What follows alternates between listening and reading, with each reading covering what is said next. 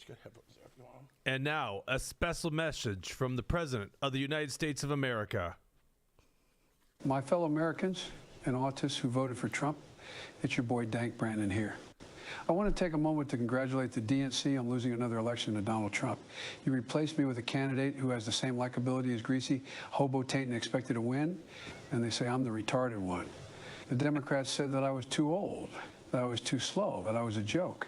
Well, here's a joke for you. What do Willie Brown and the 2024 presidential election have in common? Kamala Harris blew both of them. I shouldn't have said that.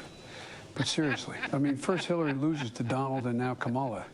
This man has beaten more women than Doug Emhoff. Anyways, congrats on losing to Hitler again. I hope he locked you all up this time. Dank Brandon out. My fellow...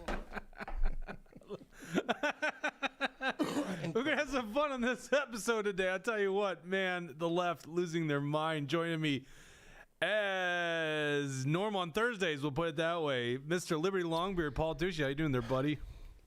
I'm doing all right. Just had a lot of after election stuff going on yesterday, and managed to get all of my canvassing accounts canceled by 11 p.m. last night to not renew, and so settling down a little bit. I can be in studio finally on a Thursday, so that's good. Yeah, you work hard. You talked to a lot of voters. Speaking of talking to voters, a guy that outperformed a bunch of the GOP establishment's favorite candidates for the last 3 election cycles against Amy Klobuchar, we call her Shaky Amy around here. Mm-hmm. A guy that's not, crying in his Wheaties this morning or this afternoon. A guy that's ready to roll up his sleeves and get to business. Royce White, welcome back, man. How you doing? We're going to get into some shit today, aren't we? We're going to get right into it. Yeah, this is the thing about this show is it's called The Truth Hurts for a reason. Yes, it does. Sometimes the truth hurts a lot. Today it's going to hurt. Yeah. Until that last couple of times I've been here, we're dealing with the election. Now we're dealing with the future of the country and the party. That's right. So it's got to hurt. And you might not have seen the title of this show. It's called Red Wave, except in Minnesota. Because that's what happened last night. Yeah. Or, sorry, last night. 2 nights ago. 2 nights ago. That's right. It's all blending together.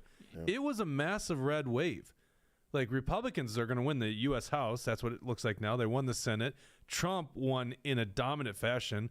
The only state I got wrong was Michigan, which he won by 1.5 points.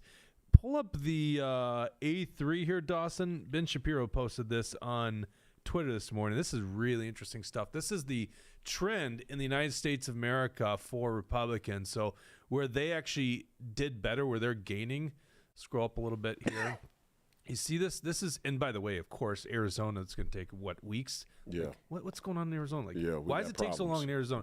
But this is where certain political geographic areas got more Republican. Look at that. Yeah. That's crazy. Yeah. There's also, I don't know if you guys saw this. This might be one of my favorite clips. CNN on election night. Go ahead and play this. A4. They were looking for areas where Kamala Harris outperformed Joe Biden.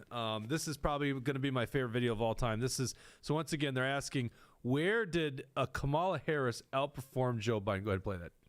So you asked, are there any places that the vice president is overperforming Joe Biden in 2020? So we could show you that as well. We just bring that out here. Harris overperforming 2020. Holy smokes. There you go. So let this go away and see if there's anything on the east side there. Literally nothing? Literally nothing. Literally not one county? So you asked. Now, what I love is Community Notes on Twitter has now revised this. It's not 0.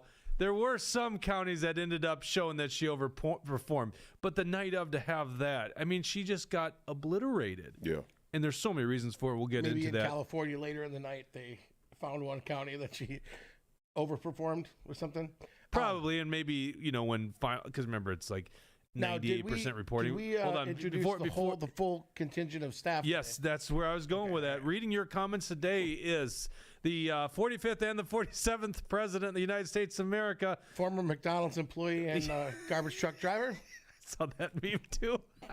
So if you want to be part of a show on Rumble, and especially if you want to interrupt at the same time, hit that Rumble rant button, which is a lot of fun. You just hit you're on Rumble. I always watch you on YouTube. Yeah, you're on Rumble. Yeah. So, but you're not live, so I guess it doesn't make a difference. But yeah, hit that Rumble rant. We'll read your comment, especially if you have a question for Royce.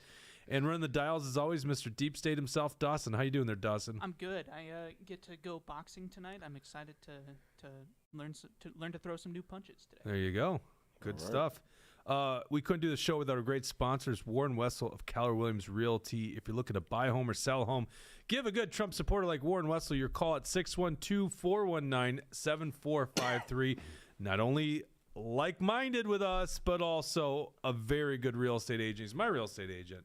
Does a great job. Now, if you're buying a home, give the guys at John Galt Mortgage Company a chance at financing that home. You can go to johngaltmortgage.com. Obviously, they're sponsors of the show, so they think like you and me, which is supporting new media from a liberty perspective. And you'll see this on their social media accounts. So go to johngaltmortgage.com. We're also brought to you by Alpine Cabinetry in St. Cloud, Minnesota for all your cabinetry needs. All right, Royce, we handled all the business up front. Where are you at in your head today? Like 2 days after election? Well, the first thing is mission accomplished. Donald Trump won. Yeah. And I kind of wore two hats during this election season, or really for a couple of years now. One is I got a national television show, and I was on national radio, and my podcast, obviously, all of our podcasts have national reach. So, and I'm a contributor on InfoWars and, War Room, and for the time there, Fearless with Jason Whitlock. So, by the way, good to see Steve Bannon out of jail. Jeez. Amen. Happy to have Steve home. So I've been contributing to the national conversation while also thinking about this race here. Mission one accomplished. Yep. Donald Trump wins. We got a foothold to save the republic. Mission two, my Senate race. Maybe some people will be critical that my Senate race should have been number one, but we got to be honest about the political landscape here in Minnesota. And now that Donald Trump has won, there's a lot of things on my mind. But number one is every state is going to have to hone in on taking care of home. Mm-hmm. And if we ever want Minnesota to change and be Republican, it can happen. It can happen, but we got to have an overhaul of what we're doing. I mean, this party is so stale and sterile and ossified, and there's so much inter-clan fighting, and the real issue that we have in the country. I mean, and God bless that Donald Trump won. Anybody who thinks that the House and the Senate win is some something to, let's say, a referendum on how good the Republicans in Congress are doing? I'll just say this. To gloat about, the reality is you're not paying close enough attention. You're fooling yourself. Because they didn't deserve to win. The U.S. Republicans in Congress didn't deserve to win. It's Trump's. It's not even Trump's victory. It's what he represents. But and that's the issue, though, is that we had a crisis. We had an America First crisis in the Congress and in the Senate before this election. Mm-hmm. And there's no reason to believe that we won't have similar issues going forward. What we may have is Donald Trump swinging such a big axe and kind of going for broke in his final term, which is, there's no doubt about he can't run again. So he may go for broke, and that may cause some of these House and Senate members to lean more America first in their thinking, or at least in their actions. But these people are not America first. Right. And so win, lose, or draw, I said going into this, we do have to be thinking about 2 years from now and 4 years from now, because Donald Trump can only do so much, no matter how much of his agenda he gets accomplished. He can only do so much for the future of the party. And there's huge implications on the table. But, we could talk national or Minnesota, wherever you want to go. Well, let's start with this here. This is the question I want to pose to you. Mm-hmm. Dawson, pull up the B1. This is Amy Klobuchar. We're just going to take her Wikipedia page. It's easy to do this. So this is Amy Klobuchar, first time running in Minnesota against Mark Kennedy, who was a U.S. congressman. Kennedy took 38% of the vote. Okay. Now we'll go to 2012. This was a campaign I worked on, at least for the endorsement. That's Kurt Bills. Scroll up a little bit because my window's in the way here. No, go the other way, Dustin, so we can see the numbers. So Kurt Bills is 31%. Okay. Mm-hmm. Look, see how she's in that 65% range. Now go to the 2018, where we have Jim Newberger, 36%. Klobuchar still in the 60%. You got nearly 41% of the vote. She was under 60%. Yeah. You had $500,000 in your campaign. The media never There said was a lot good of thing about third-party you. votes. She was 56, right? 56%. 55, 56, yeah. But the point is, you broke the 40%. Now, a lot of us around here were like, well, we're going to vote for Royce, but I don't think he's going to win because it's just this crazy Amy thing. Yeah. We certainly hope you get over 40%. And you did it. You did it. So, like, why? What do you think happened that gave you more momentum than all those other Republicans? I'll tell you why I didn't win. Let's go all the way down the rabbit hole. We could have beat her. Or let's say we could have got it very close. There's a couple of things that took place. One, the mainstream media is so terrified of me. Oh yeah. It's almost comical. I mean, for a lot of reasons, but mainly it's because, and then this is conservative media too. Think of any tradition. When you say, I saw that in your post earlier. Yeah. What do you mean by conservative media in this context? Obviously, you got. I mean all the mainstream. So. I mean all the mainstream conservative media, like Fox News. You're for saying, sure. Yeah, okay. Yeah, Fox News. But you know, Daily Wire wouldn't have you on. It trickles down. It trickles down from Fox on down to some other ancillary mainline, because the pundits too, all the podcasters now that like the Ben Shapiro's, for example, people like that, right? They're still in that sort of Fox News cohort. Even they're not one of us, Wired. right? Okay, so they're terrified of me because there's being a Republican, there's being a conservative, there's even being MAGA. And then there's being what we call ultra or dark MAGA. And I don't mean dark MAGA because I'm black. I mean dark MAGA in the sense that there are people who are sort of persona non grata because they're flying too close to the sun. Well, I thought you did mean it because you're black, because the other dark MAGAs. I like that too. Well, Elon Musk is dark MAGA, and it doesn't work though because I'm not that dark. But Elon Musk is African, so it doesn't work, right? Yeah, we're crossing all lines now. I knew I'd get you on that one too. We're crossing all lines. Oh, but so it makes me so happy. What happened is, first off, we started name me a U.S. Senate. Hold on one second. Yeah. Is Andy keeps saying the volume is down? Is it just Andy? The volume is fine. I think that Andy really likes to use slang like pot up. That's my guess. Yeah. What's wrong with you, Andy? Jeez, stick to your radio career there, buddy.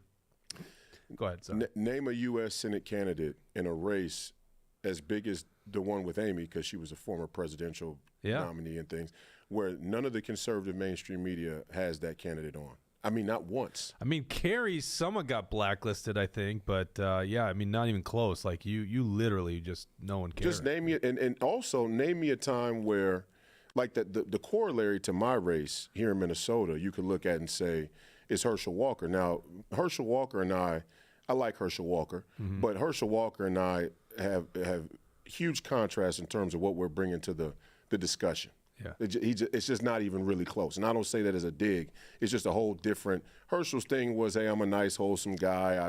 I played football, and I just want America to be like it was back when I was a little bit younger. Yeah. I'm saying that the entire post-World War II Democrat liberal order is a scam. That the U.S. dollar being the reserve currency is a scam. Whole different level. Okay, so Fox News didn't bring me on once as opposed to having Herschel on, I mean, probably 15 to 20 times at least. Yeah, and the interesting thing about it, because I know how Fox News works, right? You would be interesting to their audience, and you would see donations go up. So it had, to me, they do want a good, pop in the media business. They want people that bring... As long as they don't. But you do mix fly too close to the Yes, sun. exactly. That's the thing, and that's why... Listen... Fox is still a better product than CNN and MSNBC, mostly because they've got very good-looking women, and CNN seems to still go with old women that just have lied to us for so many years and just are not appealing at all. Not a chance you're saying this right now. Yeah. There's not a chance you're saying that Fox is better than what? Than CNN. No, it's not. No, in the context of the talent that they have on attractiveness of their attractiveness on air. Oh, just that. Yeah, like literally. Yeah, like you see what I'm saying? Like, yeah, I agree. Because you can't ignore the fact you are watching something. You know, let's just be honest. This is known by Roger Ailes. Is that Roger Ailes, I think, was the one behind it, but he wanted the blondes with the short skirts. It was the thing at Fox News. Right. So, but I mean, it doesn't mean they were all bimbos because obviously Megyn Kelly's got, Megyn Kelly's she's decent, and she was big at Fox News until that all went down. She's decent looking. She's a decent pundit. But the issue with I never watch Fox News, and that may be why they don't have me on, because Bannon and I are kind of part of that that ultra MAGA wing of the Republican Party or the movement that say Fox News is for stupid people, and it is. And the MSNBC, if you want to watch news that at least lets you know what the enemy is thinking, which is important in some instances, you watch MSNBC. Now I know in 2020 after the when the riots broke out after the COVID, it was COVID lockdown, and all of a sudden, we got unrest in the streets. I know you were down there. I'm sure you saw Joe Tayrab hanging around Minneapolis a lot because they sure had him on Fox all the time to talk about what it was like when Tim Walz did. Remember that? I don't know if you know that. No, I don't remember. They kept bringing Joe Tayrab on there. Now, why would they bring Joe Tayrab on there, but they never brought you on there? It's, because Emmer says bring Joe Tayrab on. Oh, yeah, let's Fox talk. News. Okay. Right. So that's like another You want to point go of it. there. All right, It's let's go. Another part of it is that, let's go there. Yeah. Do we look like a show that holds back? No, Jeez, I mean, Royce? first, there's layers to it. Yeah. The mainstream media and all of the verticals Yeah. that are attached to the mainstream media in terms of fundraising wanted nothing to do with me. Yeah. And I'm fine with that. I actually like it like that. Now, they see Trump as somebody who they can at least, in some regards, maybe latch on to and maybe ride the coattails of to be in the mix, let's say. But they don't believe in his ideas. No, they actually were very much against They him. hate him, Remember but the they primary need his season. coattails. They need yes. to But use then- him because yeah. he's the top of the ticket. Okay, so I suffer from that. I'm the actual MAGA Donald Trump wing of grassroots candidates. And you're seeing there in Arizona that Kerry Lake's having a similar problem. And I would venture to guess it's probably from within the Arizona Republican Party at some level, or the donors in It was Arizona. the former chair of the Arizona GOP that told her, hey, you should just sit this one out, basically. Right. It was yeah, like we a got quid some pro money quo. back on the East Coast for Yes! you, and that's, So, Yes. so I suffer from the media thing. And in a normal race with Amy, even if I had the conservative mainstream media to push back on what the liberal media was going to do, I could have at least probably generated some viral content or some fundraising that would have allowed me to do some more things.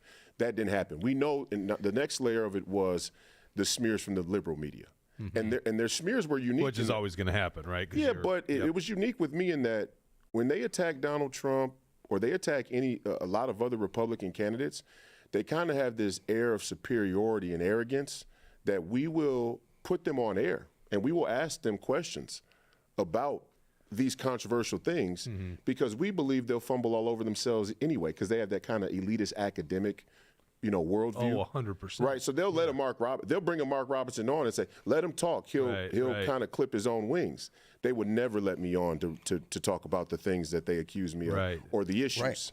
They don't let me on at all. Their strategy with me was keep Amy and the entire mainstream media throwing darts, but make sure he's radio silent because if we let him talk too much, he's going to unmask the whole thing. Yeah. And that's what happened in that So debate. do you think because you got 41% that enough of new media and whatever other venues got out there and people actually got to hear that?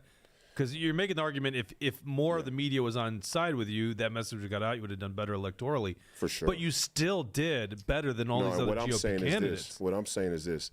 There are some candidates that are partisan and they're talking on party lines and culture wedge issues, and there's some candidates that are transformative.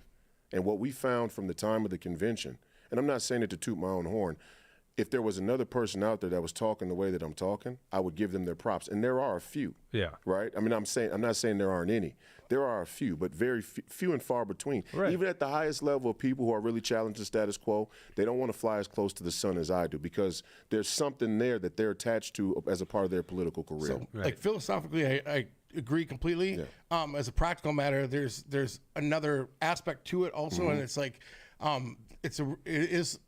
People say if you have the most money, you win. That's not true in politics at all. Jeb Bush didn't win. Hillary Clinton didn't win. Kamala Harris didn't win. Right. Eric Cantor got taken out by David Bratt, and his steakhouse So I funds were tell bigger people than his all own the time, campaign like, funds. You got to have money. You got to have money. Amy Klobuchar has X amount of money. No, you're wrong. But there is a point to that, which is you have to have enough money and enough media. You have to get your message out there. And so you're right. What you say is philosophically, the reason you outperformed Neuberger by 8 points, you know what I mean, is because because exactly what you said. But the reason you didn't get the other 8 points that you needed or whatever is because they would do anything. Okay, when Tim Walz was picked as VP, clearly Fox News, they and here's the segment they ran. I don't know if you saw this. people, and I'm sure you saw the video before, people standing on their porch, right of the people to be secure in their person's houses, papers, effects, standing on their front porch, on their property. Right. People marching down the street, government, whatever, and they say, get in your house, look it up, light them up, and they shoot paintballs at them. So they bring Tayrab on there, who probably would have been shooting those paintballs at him too, and they bring him on there to say, tell us how bad Walls is, Yeah. And Tayrab can't even do it. He can't even tell them how bad Walls is because he would have been shooting those paintballs. If they would have had you on there to say how bad Tim Walz is, you could have just trashed Tim Walz as unconstitutional as, you know what I mean? Right. Just imagine that. But they wouldn't do it. And that's the thing is if they would have had you on there to do what they had Fox, Tayrab on there to do. but that's the point, though.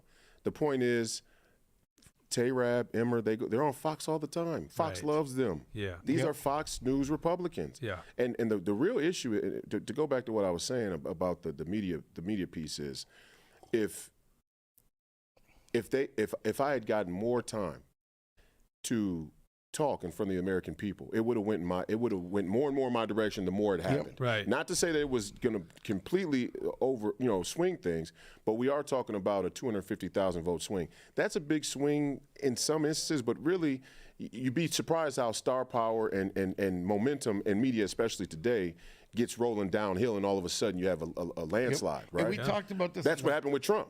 We talked about this in the 100% what happened. post show last time that you were on the show. I wasn't here in studio, but I was on the post show. And for anyone who doesn't subscribe to the post show, you might want to subscribe to the post show because there's always some good content there. Are you going to sing for us in the post show again today? Last time we were on here, we talked about this. Said the standard folks. If I was on your campaign staff, I would have said you got to tone it down with some of this language on Twitter or whatever, Even though I love it, oh my God, do I love it? But I would have said, this isn't. Is it good? This was back in May. I would have told you this, right? But then on the post show, we're analyzing this. Said, you think that you would have gotten the coverage from the media if you? This is the issue, though. And they'll cover you. But wait a second. Wait a second, though. This is the issue. The whole issue here is the Republican Party and the conservative movement believes that there's a mythical unicorn Christian out there that they're going to get to pull and vote in, or there's some mythical conservative out there that they're going to get to pull in if they keep the language and the tone down. The reason I outperformed these people was because I talked straight up. Yes. And even furthermore, the real issue is part of what allows me to fly close to the sun and talk about the way the reserve currency works is because I don't have those sort of cultural guardrails. Now, here's where they got it to work against me, and this is a plague from the national conservative movement, Christian community, and Republican Party, all the way down to the local Minnesota Republican Party. When they started saying things about World War II, that's when it really started to make an impact.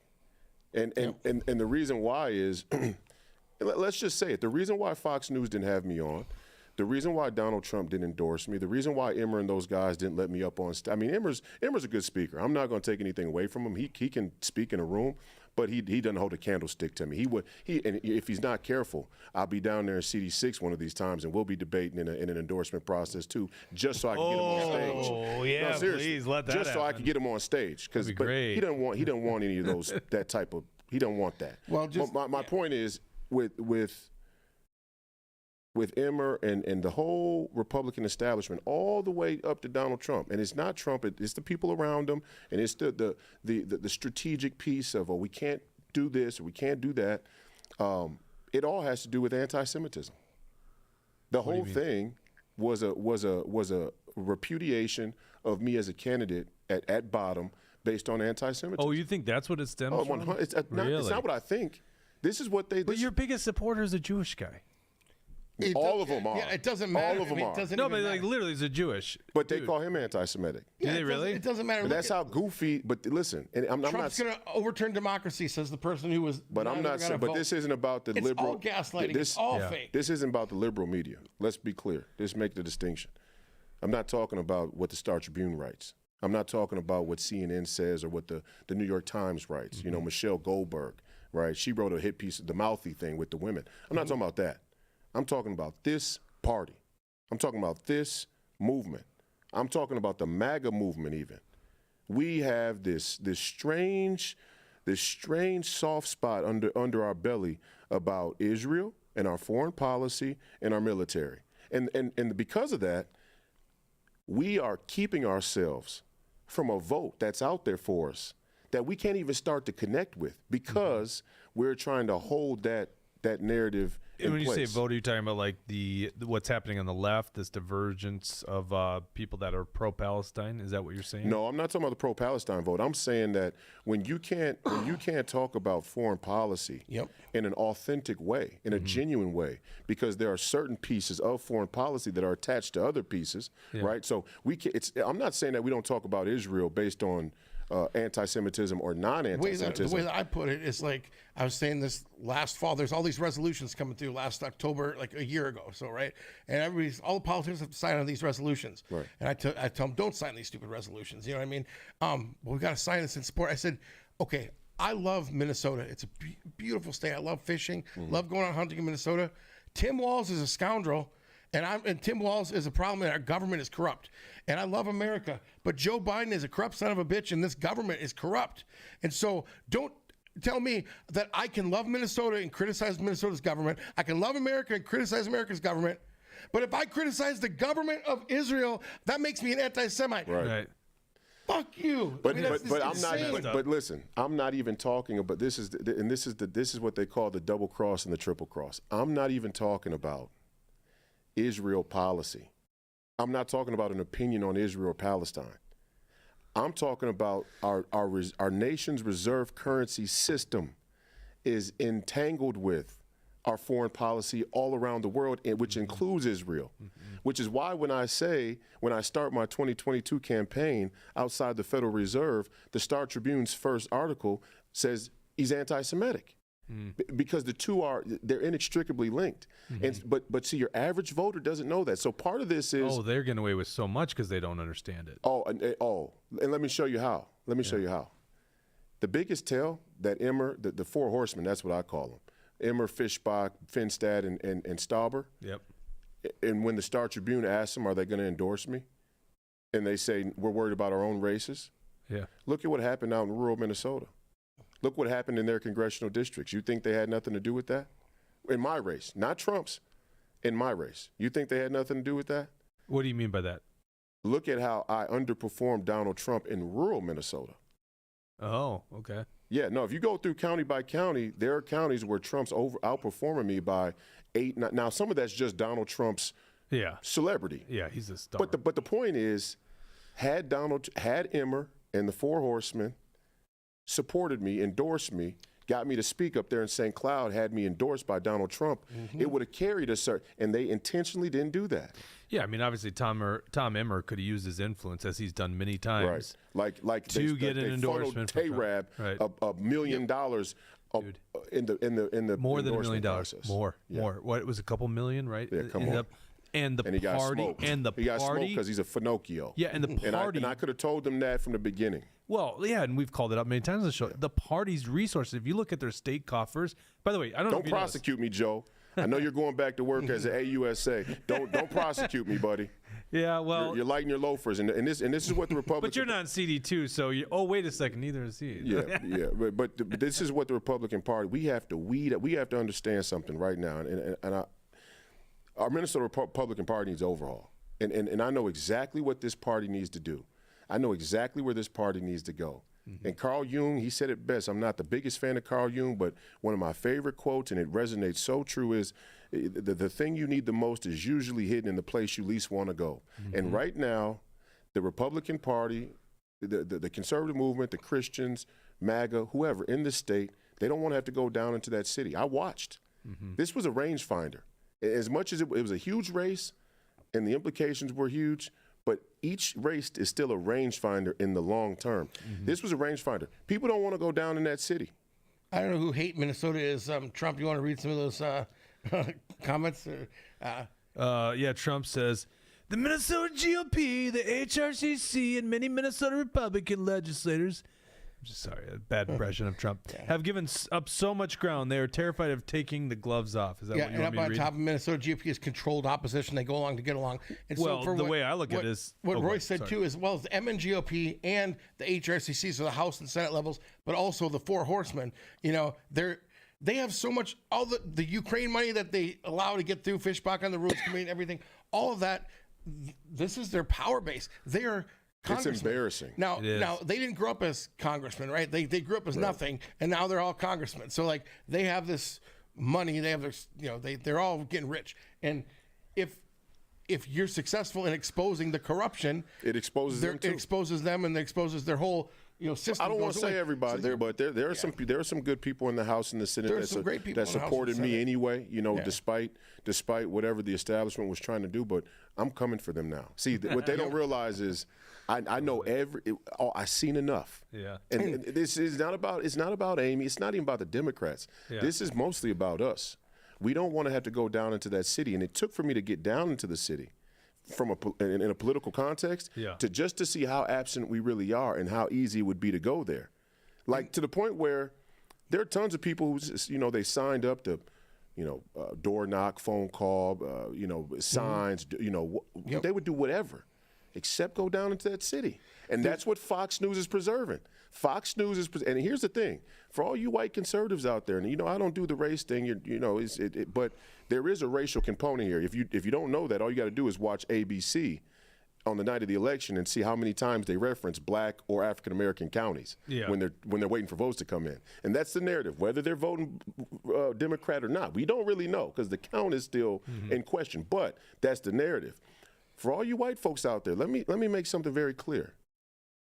We may have won this battle, but the war is just starting, and the black vote, the Hispanic vote, the minority vote, the inner city vote, it's going to spread strategically from a city and municipal planning standpoint. They are spreading the metropolitan area and the suburbs to the far corners of a bigger footprint. So eventually what's going to, look at Minnesota. The suburbs now go from here all the way to Monticello. Yeah. Okay, and where they're bringing the suburbs and where they're bringing the light rail and public transportation, they are bringing the element in the thought process of the liberal Marxist, communist, Democrat platform, and it's spreading. So the only answer is long term. And we could play this game where there's a mythical unicorn Christian out there. Okay, fine. There's 200,000 Republicans that were registered that didn't vote. If they didn't vote on the brink of losing your nation to communists, I'd say, one, they're not going to vote. Two, I don't count them as Republicans. If you don't show up to if I give you a uniform and we play for the Minneapolis shot callers, okay, and we're in the championship game and you don't show up to the game, and we come back the next day to film, and what? You show up to what? Say that you're on count? You're not on count. You missed it. You didn't even call. You didn't even call when we showed up to the game to play in the championship. You didn't even call us and tell us you weren't going to show. So these 200,000 Republicans that were registered that didn't vote, this has been the linchpin of what the Minnesota GOP has tried to push as their strategy. Tell me once when the Minnesota GOP over the last four administrations has made a concerted effort to actually get down there in the city. If one of you know, then tell me. Because when we were in the campaign and we were looking for people to connect with from the party that had infrastructure in these places, there was none. Yeah, I mean, that's not where the majority of the Republican votes are, but a Republican vote's a Republican vote no matter where you get it from. And I think the big problem with the GOP... That's their problem, though. It's exactly the problem is they're not going and get votes. Yes. So I see a comment on purpose. Well, Royce didn't campaign. Well, you got the Republican endorsement. It's like the idea that you can just start a multi-million-dollar organization known as a campaign... And what's the comment? It says he didn't even campaign. The ironic part of he had campaigned and took it seriously. He could have gotten us within a point. He tweeted is that DeJournette? That's based on. Apparently, that's based on. Wait a second. Wait a second. DeJournette, we're coming for that county commissioner seat there in Three Rivers. We're going to start there, because anyone. No, I'm being serious. No, there's a referendum. There's a reckoning coming. Yeah. Any person who thinks that legal proceedings shouldn't be based on legitimate evidence or factual evidence or evidence that actually stands up across time is not fit to be in a public office. I don't know. There's an inside thing. I here. know. That's No, what's it's going not on. inside beef. She made public statements about the family court, which she sides with the family court in general, in the general sense, because she's a woman and she's had that Well, experience. okay, But so the here's issue the is, amazing but the answers on that issue is debate, the by the way. family court is the anti-family court. Anybody who believes in conservative family values understands the pernicious effect that the family court has had on the American family for many generations. So a perfect example, somebody who runs for a position that's supposed to be nonpartisan but hangs out in Republican circles, yet they shill for the family court. You're not a Republican. You don't believe in small government. You don't believe in family values. You believe in the system. Well, here's the point. Hold and on, Toshi, I gotta get this out. This is the point I was trying to make. Is you know, to launch a massive campaign, which is multi-million dollars. What did Amy have, like $26 million, something like that? It was ridiculous. Right. And it's like launch this multi-million-dollar organization in a short period of time. It's like it's almost nearly impossible. Maybe if you're Elon Musk, you can do it. Right. So what you need, and this is where the relevancy of the major political parties are, is they are there to do that for you. Infrastructure. They have the Right. infrastructure. Right. Well, the Republican Party of Minnesota didn't do anything for you.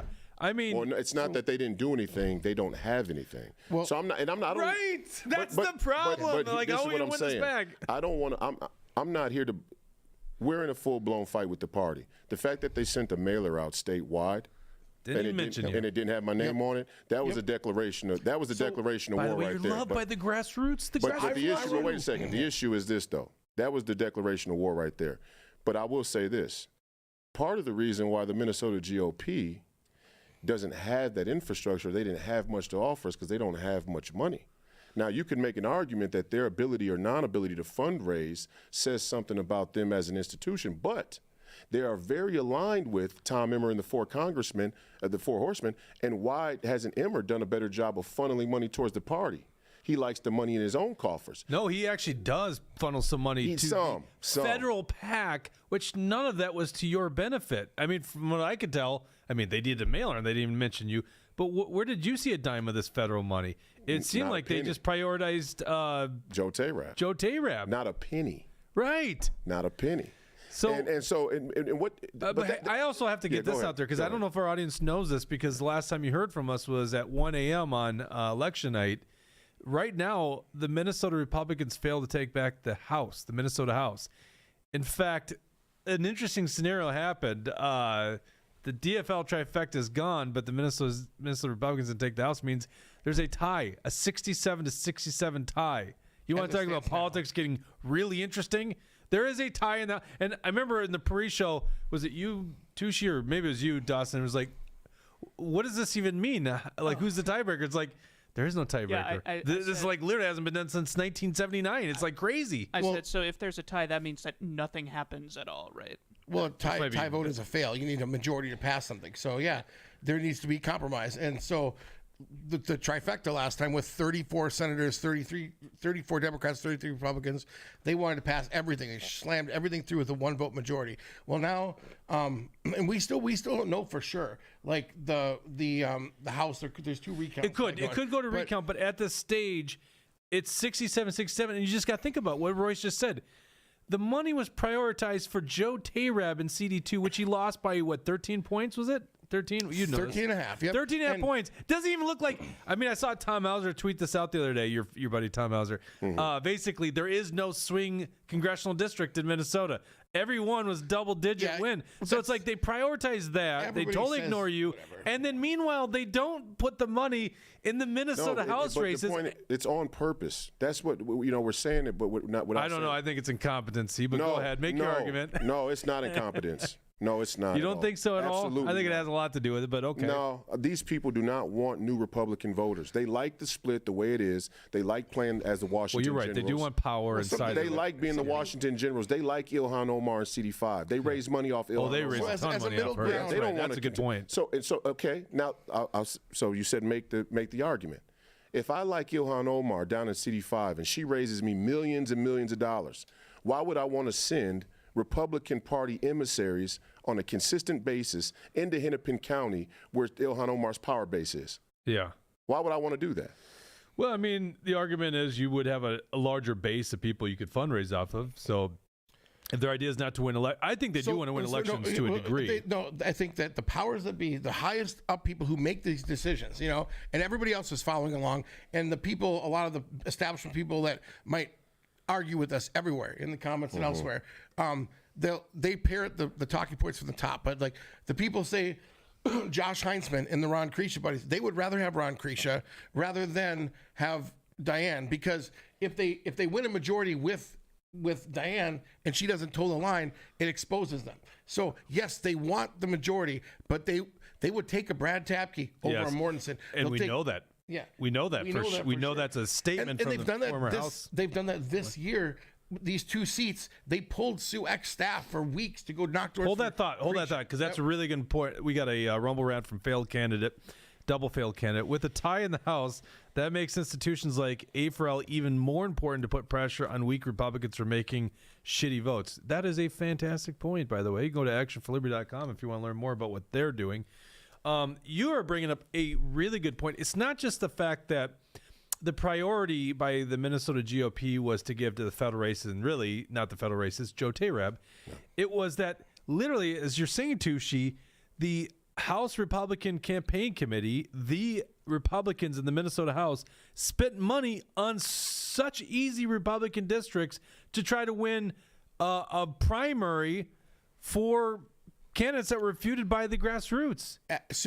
Tens of thousands of dollars. Sue Eck was reported as the winner of her race, and then only to have it reversed that she lost by 28 votes, supposedly, right? They took her staff and had them knocking for Ron Kreischer. Mm-hmm. She lost money and staff that is exponential. You can't even measure the effect of it. If they take that in the summertime.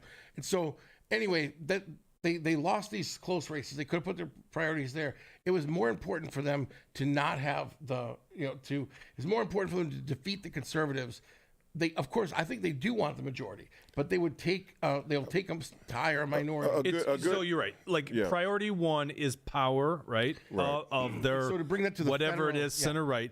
Number two is tell me, how do you explain this? How do you explain with not only the red wave, but the red wave that we saw and the bad candidate that Kamala Harris was?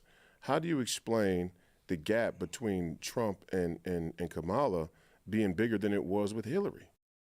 How do you explain that? In Minnesota? In Minnesota. Because Republicans show up at the 11th hour trying to win over votes. Because obviously Trump didn't put a lot of effort into the state of Minnesota. So you need a thriving party that connects with the people Tim here. Walz is and a they factor, just don't connect. And this, by the way, Royce. Candidates like Joe Tayrab are a factor. And then since we were talking about that, it's like when they would. So Emmer could have. People, we need a majority. We already had a majority in Congress, and they did nothing. They sent money to Ukraine and everything. So this idea that Joe Tayrab, somebody told me Joe Tayrab is a better candidate to win, and this was in April. I said, I don't agree with you, but for the sake of argument, say I did agree with you. It doesn't mean that him primarying better on what grounds? Well, because he's a Marine and blah blah blah. I mean, that's the point. I just said it. But I said that's that military salt belly that we have. I know, but I said let's say I agreed with you, and this is a big shot in Minnesota politics, very big shot in Minnesota politics. I said, let me say for the sake of argument, I agree with you, even though I don't. And so, what if he was a better candidate? Rahm got 75% of the candidates to endorse. In 2020, when Tyler Kistner was endorsed, he was not the NRCC pick. The NRCC supported Regina Barr. And there was 4 candidates running, and all 4 of them promised to abide by the endorsement. And rather than anybody go to a primary, when this was in the middle of COVID, there's digital conventions, there's all the reasons to say, I don't trust this result. I'm going to a primary. They all abided by the endorsement, and Kistner came within 10,000 votes of beating Angie. And so now they say, there's no swing districts in Minnesota. Yeah. Who said that? It was Tom Hauser tweeted it out. So he's an idiot, or he's pretending to be an idiot. Let's go to this level. The reason it was a 13 point is because they would rather Emmer and the powers that be saw somebody that they couldn't trust that this guy was going to play ball and do exactly what he was told. They would rather leave Angie in there than have a chance that they have a Republican that would be a Freedom Caucus. Do you think Tayrab would be?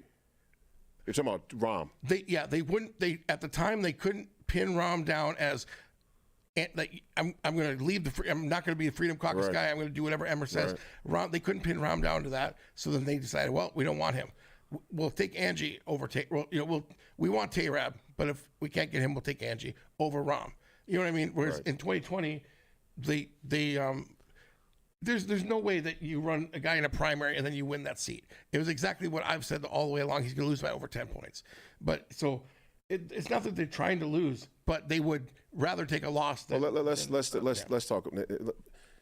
You know, you could talk about the funding and all of it. Let's talk about the message. The reason why Donald Trump won on the margins, and he won on the margins. Let's not make it seem like the electoral win was decisive and clear across the board, and he's obviously won the popular vote, which is huge. It's huge. But he probably won the popular vote back in 2020 as well. There's a lot of skepticism. It's really about weird how we've all seen the charts going around. But the point is that Donald Trump, as an individual candidate, appealed to a message that was transformative. Yeah. That could actually and because he appealed to a message that was transformative, he made himself a target, and because he became a target, because he became genuine counterculture, that drew people to him that otherwise wouldn't have. Certainly young men. I think even RFK and Tulsi. That's fair. But I think like that, the big voting base that young men is very obvious was young men, That's and right. not just white, right? Not just young white men, Latinos. Now and the blacks.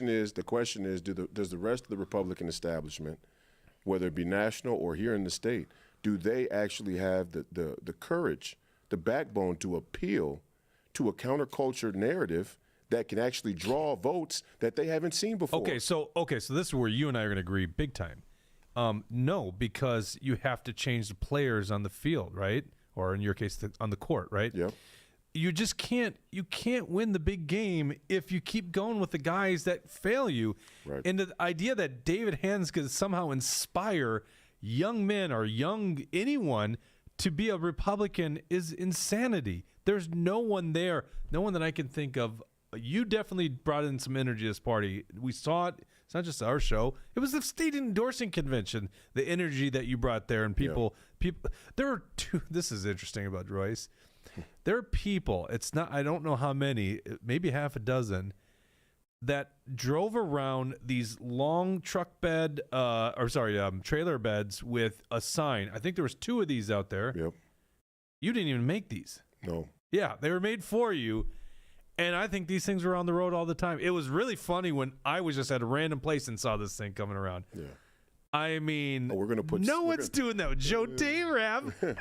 Well, I mean, that's the point. I mean, and look, the mobile billboards should be a fixture of how we start to mobilize a real grassroots movement in this state, and we're going to get 10 of them in 26. But the point of the matter is, even that novel kind of approach to campaigning, when somebody gets in the comments and says he didn't campaign, we did things in our campaign for example, you went to ball games.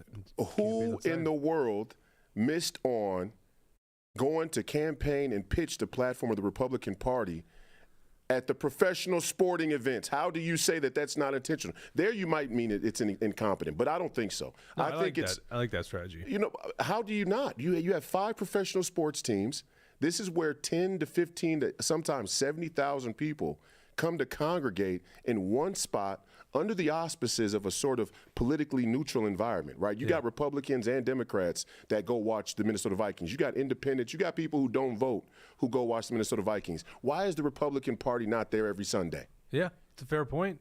Are you going to tell me that's incompetence, or is it intentional? If you're in politics, well, some is incompetence, some is laziness, in my opinion. Listen, some of it is you get paid to whether you win or lose, but that's true too. Yeah, but my point is, if you're in politics, and the whole point is to convince people, it's a people game, and you're talking about, are we going to campaign? Are we actually going to touch people?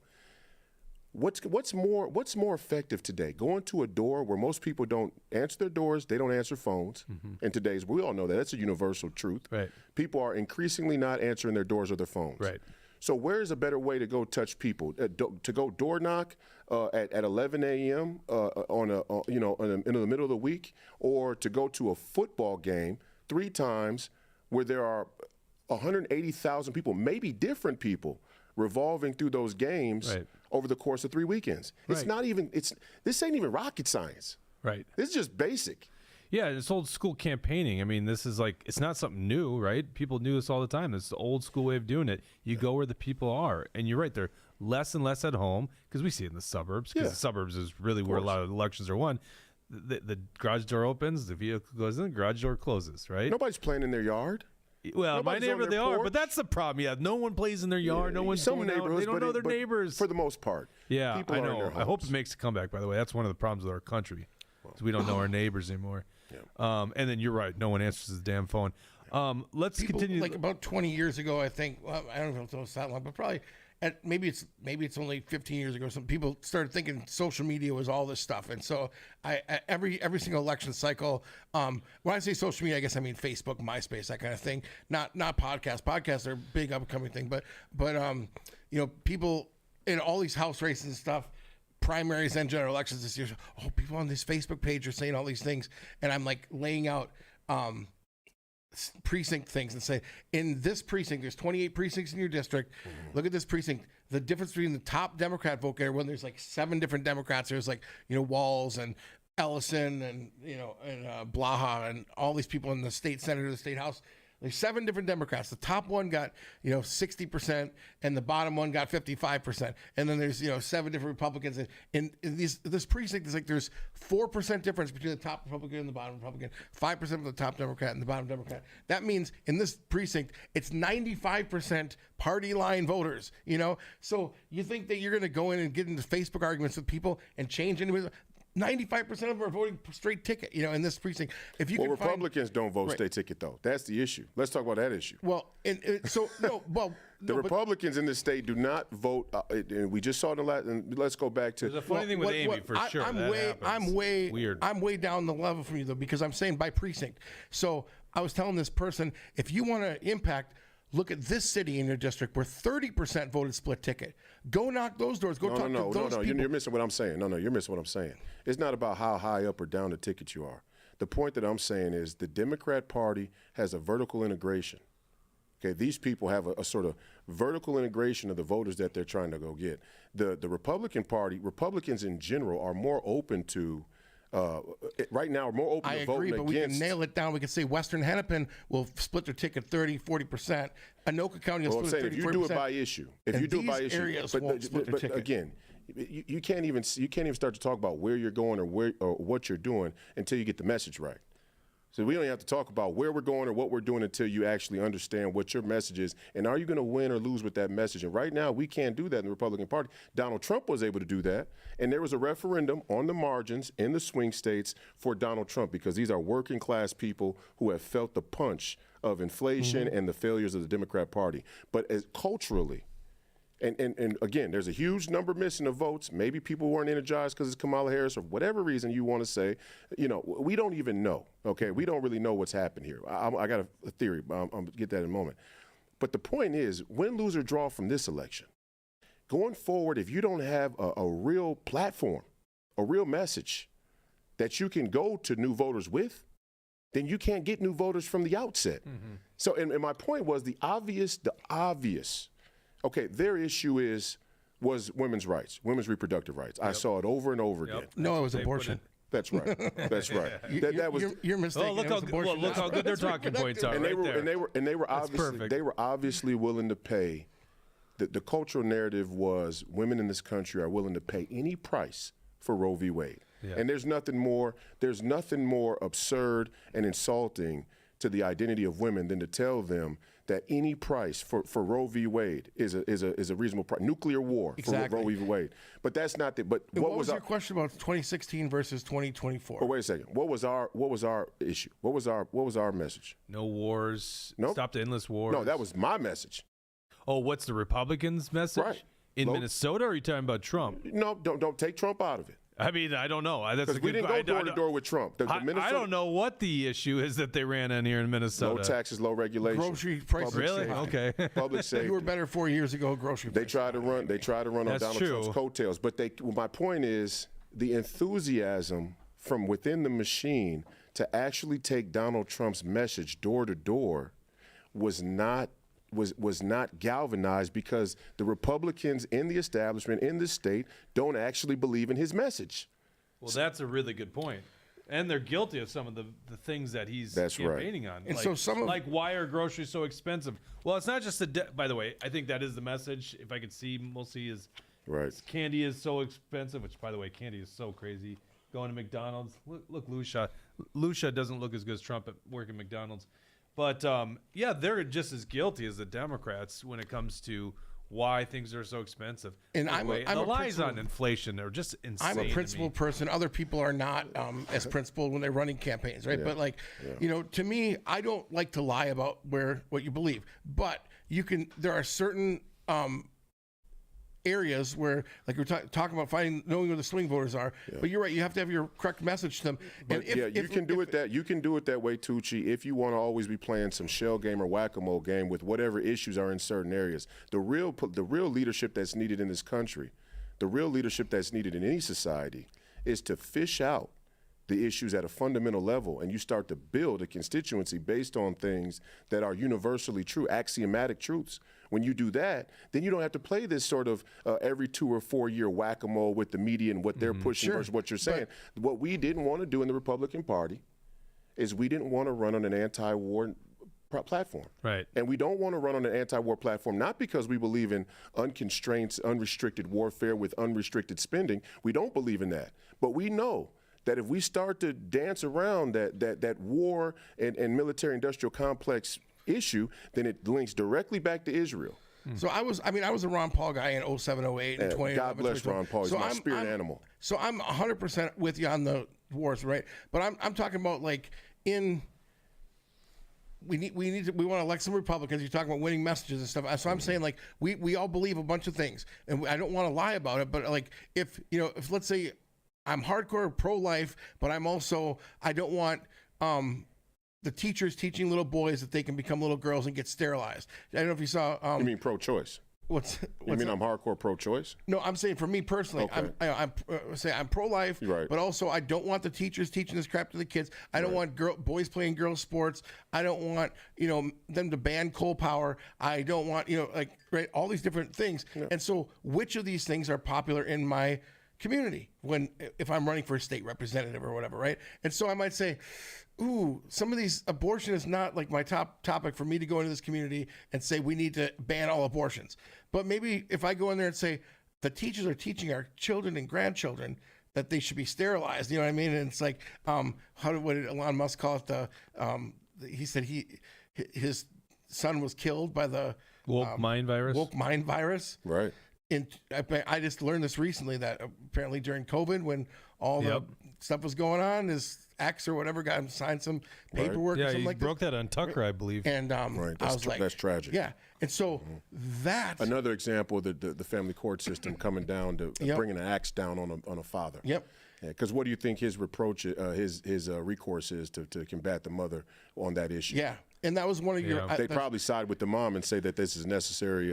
This was necessary. Well, the debate by the stroke of a pen, Tim Walz signed into law the fact that we will listen only the mom in this case. I'm sure it's almost always the moms in this case, but my point is this. My point is this.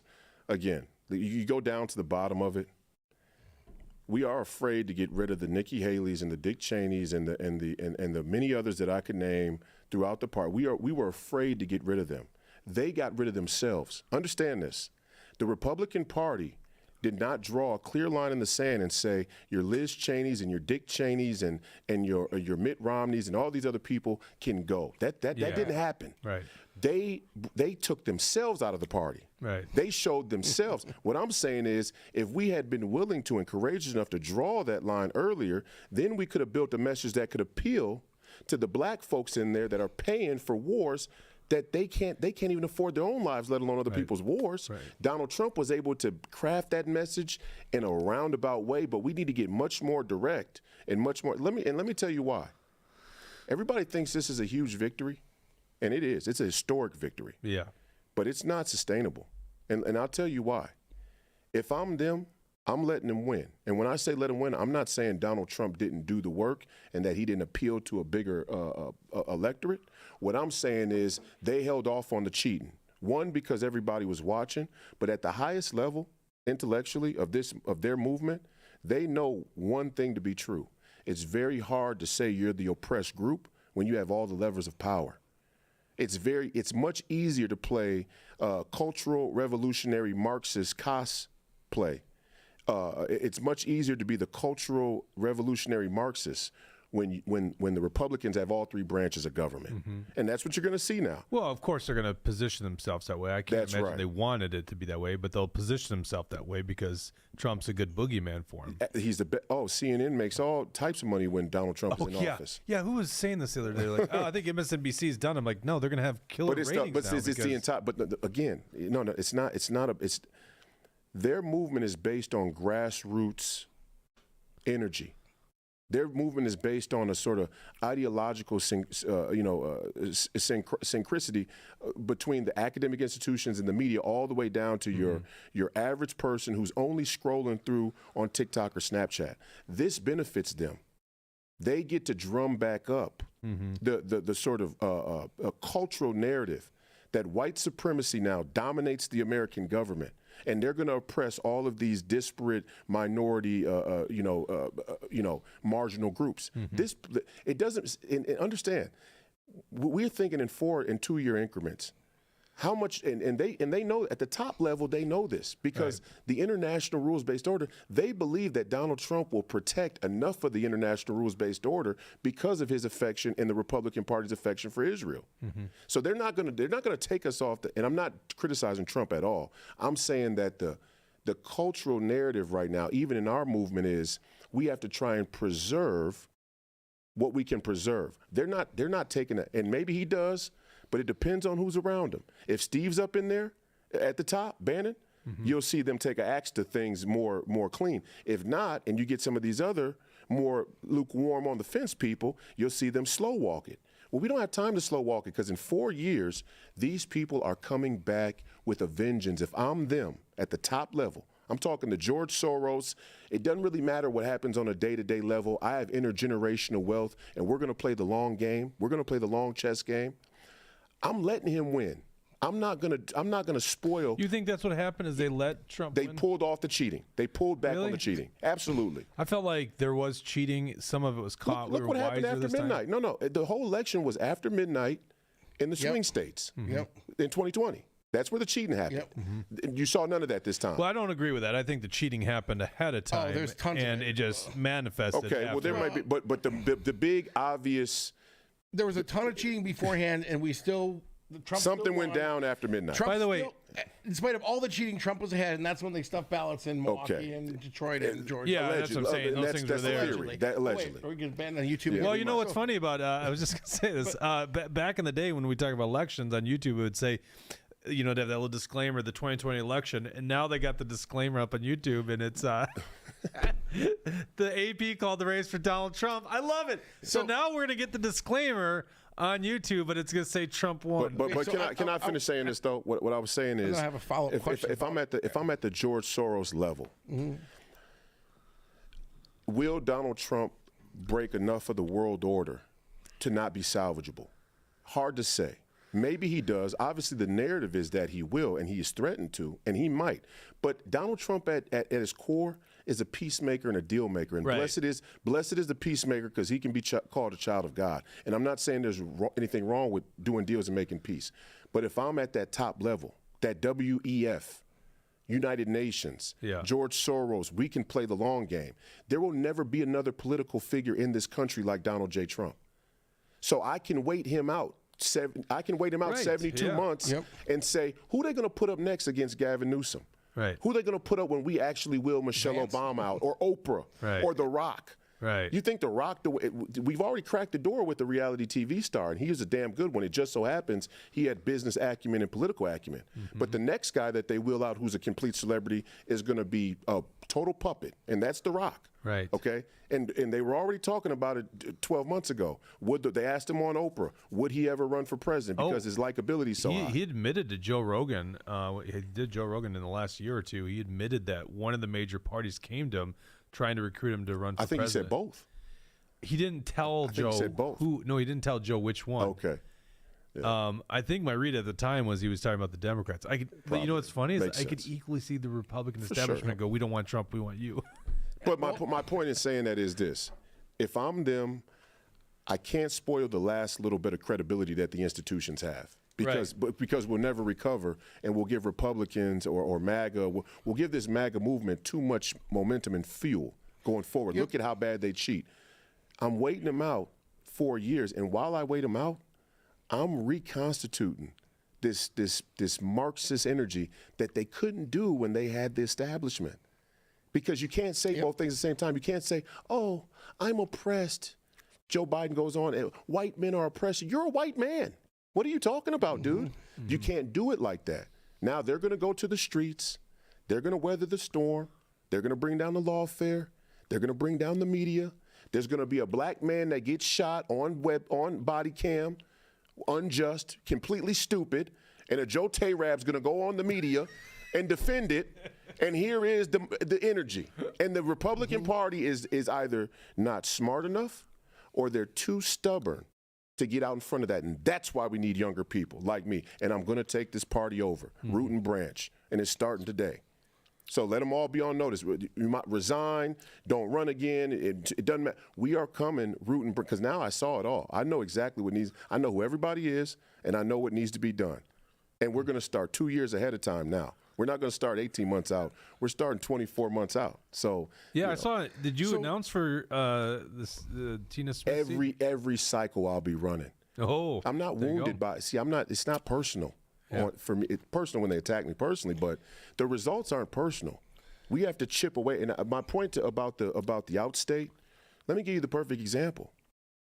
We had candidates who went door knocking right there in CD3. We had candidates who went door knocking who didn't want to associate themselves with Donald Trump because of this strategic sort of mysterious brouhaha that these people in this area don't. No, these people in this area are just like all people throughout human history. If you have a message that's transformative and genuine enough, you got a chance to change their hearts and mind. If you don't, they're probably not ready for it, and they'll bend to whatever they're told. That's natural. That's human. Well, people want to win, and I know I had a follow-up question about your messaging, your top-down messaging thing. Yeah. But like, if you're talking about the Western Hemp and the CD3 stuff, I mean, I know in 2016, I did a lot of work out there in 2016, and CD3 was a district that Hillary Clinton won with over 60%, and I think Eric Paulson, the Rhino congressman at the time, got 56%. So, Paulson wanted to win, so what did he do? I'm not voting for Trump. I'm voting in Marco Rubio. Well, why did he do that? Because he wants to win. And if Clinton gets 60+%, it's kind of hard to go in there. It's not impossible, because sometimes people say, I'll vote for the person, not the policies. And so it's maybe possible for somebody to say, oh, I'm supporting Trump, even though 60% of you are supporting Clinton. But, yes, sometimes. And that's fine to point out that the statistics of how it went. But the point is what went into it. The point is, if we look back there, even with Paulson or some of these other people, I guarantee you that leading into the election, regardless of what the outcome was, leading into the election, there was not a grassroots initiative that brought a message, genuine and authentic, to combat the status quo. We had Republicans that stayed in this sort of ossified box and silo, and they used that to justify why they wouldn't associate themselves with Trump. You have to go into CD3 the same way you have to go into CD5 and tell people the truth and say, look at the fundamentals. You have to educate. It's funny. No, wait a second. It's funny that all these constitutional conservatives and patriots and Christians think that there's a way to change hearts and minds other than the truth. You got to be kidding me. Well, it's the same people. Excuse me, Jesus Christ told the truth. Our founding fathers told the truth. They didn't say, these agrarian farmers might not like the truth. Well, if you don't like the truth, we might end up in a duel and I might end up dead, but I'd rather be that. I mean, than you surrender the freedom. You're not saying, hold on, you're not saying as opposed to lying. It's just as opposed to being silent about the things that need to be said. Is that what you're saying? No, I'm saying lying.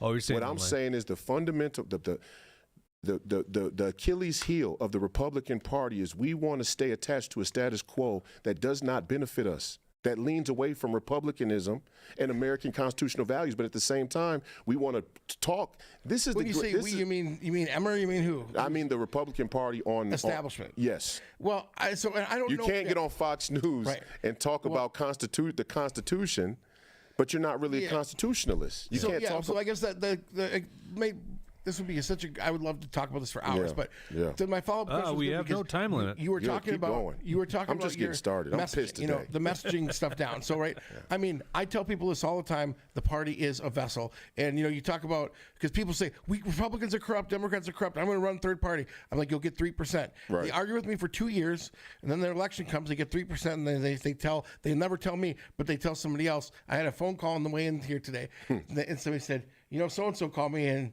you know what he said? He said, Paul was right. Tell me you're going to get 3% forever, you know. So no, I'm going to get more. Yeah. Paul was right. The party system's stratified. So like, but we always tell them a party is a vessel. A party is a ship. You know, you can whatever. What can you put in a ship? You know, you can haul cars. You can haul cargo. You can haul poison. You can haul oil. Yes. You know, whatever you put in that ship, that's what it carries. Yes. It's a vessel. You know, and so we don't have to give up on the party. The party's meant a lot of things. It was something Yes. different before Trump. It's something now with Trump as the leader. And so. And when you say we need a message, I mean, I would agree. And so I would love it if you and me and Jake and a certain volleyball enthusiast and a few other people, Jackson and other guys, could sit down in a room and the 6 and 7 of us could figure out what that message is and implement it from the top down. But then we'd have to be higher than Trump at that point. You know what I mean? No. You could do it at the Minnesota level for sure. Yeah, you kind of, but kind of not, because when Donald Trump shows up on the scene, it doesn't matter what the Republicans. Well, he's not showing up on the scene in 2026, right? In 2016, we were talking about the CD3 people, and then Trump shows up on the scene, and he carries the message. He defines what the party is. Yeah. And then these people down there But the have next to target's pivot 2026, so it's like he's. I know, but listen to what I'm saying. I agree with what you're saying. I know what you're saying. Whoever is at the top, whoever runs for governor in 26, if it's Tom Emmer or whoever's on the top of the ticket for governor in Minnesota and the party chair, they're going to be defining this thing. But then when 2026, 27, whoever announces for president, if it's J.D. Vance, if it's whoever it is, Ron DeSantis, they're going to define what that party is because they're the presidential candidate of the Republican Party. Well, number one is this. And this is another issue. I agree with what you're saying historically, but this is why I'm so radioactive, because I dared to diverge from the desired message and had success. Well, you saw a huge split with my campaign from the party message, not only here in Minnesota but nationally. And me and Trump's message was pretty much aligned, except for except for around the foreign policy. I'd be much more diehard America first than he would probably be. But again, he's a peacemaker, and I respect him for that. I'm not taking anything. I don't want people to get confused. I'm not taking anything away from Donald Trump whatsoever. I mean, I support him 1,000%. Unlike these other Republicans who said that they supported him, backstabbers. but and not only did they backstab him in secret, they at certain times they had to disavow certain things that he said. Right. There were all of this disavowalment of certain things that Donald Trump said or did. I didn't disavow him once. So I'm a loyalist to the ideas, not to the person, but I actually agree with his ideas. I think in some instances he doesn't want to go as hard as the ideas call for because he's a peacemaker. I'm very different. And so we need younger. You take more risks, which is good. But this is what I'm saying. We have got to. There will be no sustained victory. Bingo. If we don't take some risks. We have to. And Tucci, what I'm telling you is, there is a vote out there for us. There is a coalition out there for. Look at what Donald Trump. Let me tell you who saved the election. You know who won the election? RFK Jr. Don't ever let anybody tell you that RFK Jr. bringing that independent and real anti-establishment, anti-medical industrial company, because the real issue, the most salient issue, whether it was talked about in the mainstream media or not, people did not like what the government tried to do with those vaccines. I wish if they took the vaccine. I wish you were right about that. No. Listen, I know people who felt that they had to take the vaccine, and they did take the vaccine, but they didn't like the way it was forced on them. Yeah. And RFK, he galvanized what Donald Trump couldn't, because Donald Trump had been involved with warp speed. Donald Trump never really wanted to go back and sort of call mea culpa on the warp speed and vaccine issue. Yeah. He didn't really want to do that because, and we're past it now. He won. So let's just talk over. Let's be adults now, okay? He didn't want to go back on that issue. RFK filled that void. Now, my point to you is, I don't think that was. By the way, I disagree that was the election, but it was all those things, all those different constituencies he brought in mattered in the end, and RFK was definitely one of those constituencies. well, Elon Musk too, but even Elon Musk, I mean, look. Elon more for just the process, the organization. I mean, I'm still a little. He's got a huge technology following too, and there's a lot But of. you know, the economy was the Bernie, issue. I agreed with Bernie Sanders. I put this somewhere the other day, yesterday morning, I guess. It should come as no great surprise that a Democratic Party which has abandoned working class people would find that the working class people abandon them. Yeah. Well, the Democrat leadership defends the status quo. right. The American people are angry and want change, and they're right. Bernie Sanders' official tweet. I mean, you know. Well, and Bernie, you know, and God bless him. You know, Bernie and Bannon has said this a number Bernie's of times. a little bitch. The future of the Republic. Never forget what they sandbagged Bernie. What happened with Kamala and he Harris? took it. And he sat down and he took it. He's a little bitch. Yes, he God. is. And by the way, Bernie's running again, and he's going to be there. What did we figure this out last time? 88 years old or something like that. He's going to be there till Bernie 89. can't run again. That's ridiculous. No, he just did. Didn't he just get reelected? Yeah. Yeah. No, Bernie I mean I thought you meant for president. No, I know, right? But he's going to be a senator till what, 89? We looked this up the other. ridiculous. It's ridiculous. Yeah, but Bernie, you know, the future of of American politics is populist. It's a matter of it's going to be nationalist populist or socialist populist. And in this socialist wing, this is what I'm saying. Even that vote, there's going to be a battle in the future between the nationalist populist movement and the socialist populist movement, and we can't just take the socialist populist vote on face value without transforming and converting these people on fundamental ideas, or they're going to consume the party the same way that the neocons and the neocon liberals took over the entire Republican Party. The neocon liberals, the Bushes, the Cheneys, the Mitt Romneys, the John McCains, you know, rest in peace, you know, appreciate his service, but these people have run the Republican Party. There's not even a question. And what a goofy platform to be on. Like, part of the reason that we won, let me tell you one of the other keynotes of why we won. These people had first of all, the other audacity to bring Cardi B, an admitted roofie rapist and robber, okay? Man. They had the audacity to bring her up on stage. That was ridiculous. And then her teleprompter goes out. Black men looked at that and we went, whoa, we know who the enemy is. This chick was drugging us, robbing us, and raping us, and they're putting her up on a presidential platform. But the other one was that they connected themselves with Dick Cheney. And how corny, but wait a second. How dumb were they But wait a thinking that second. was a good idea? Jake, you and I both know, but wait a second. We can say that. I know. But you and I both know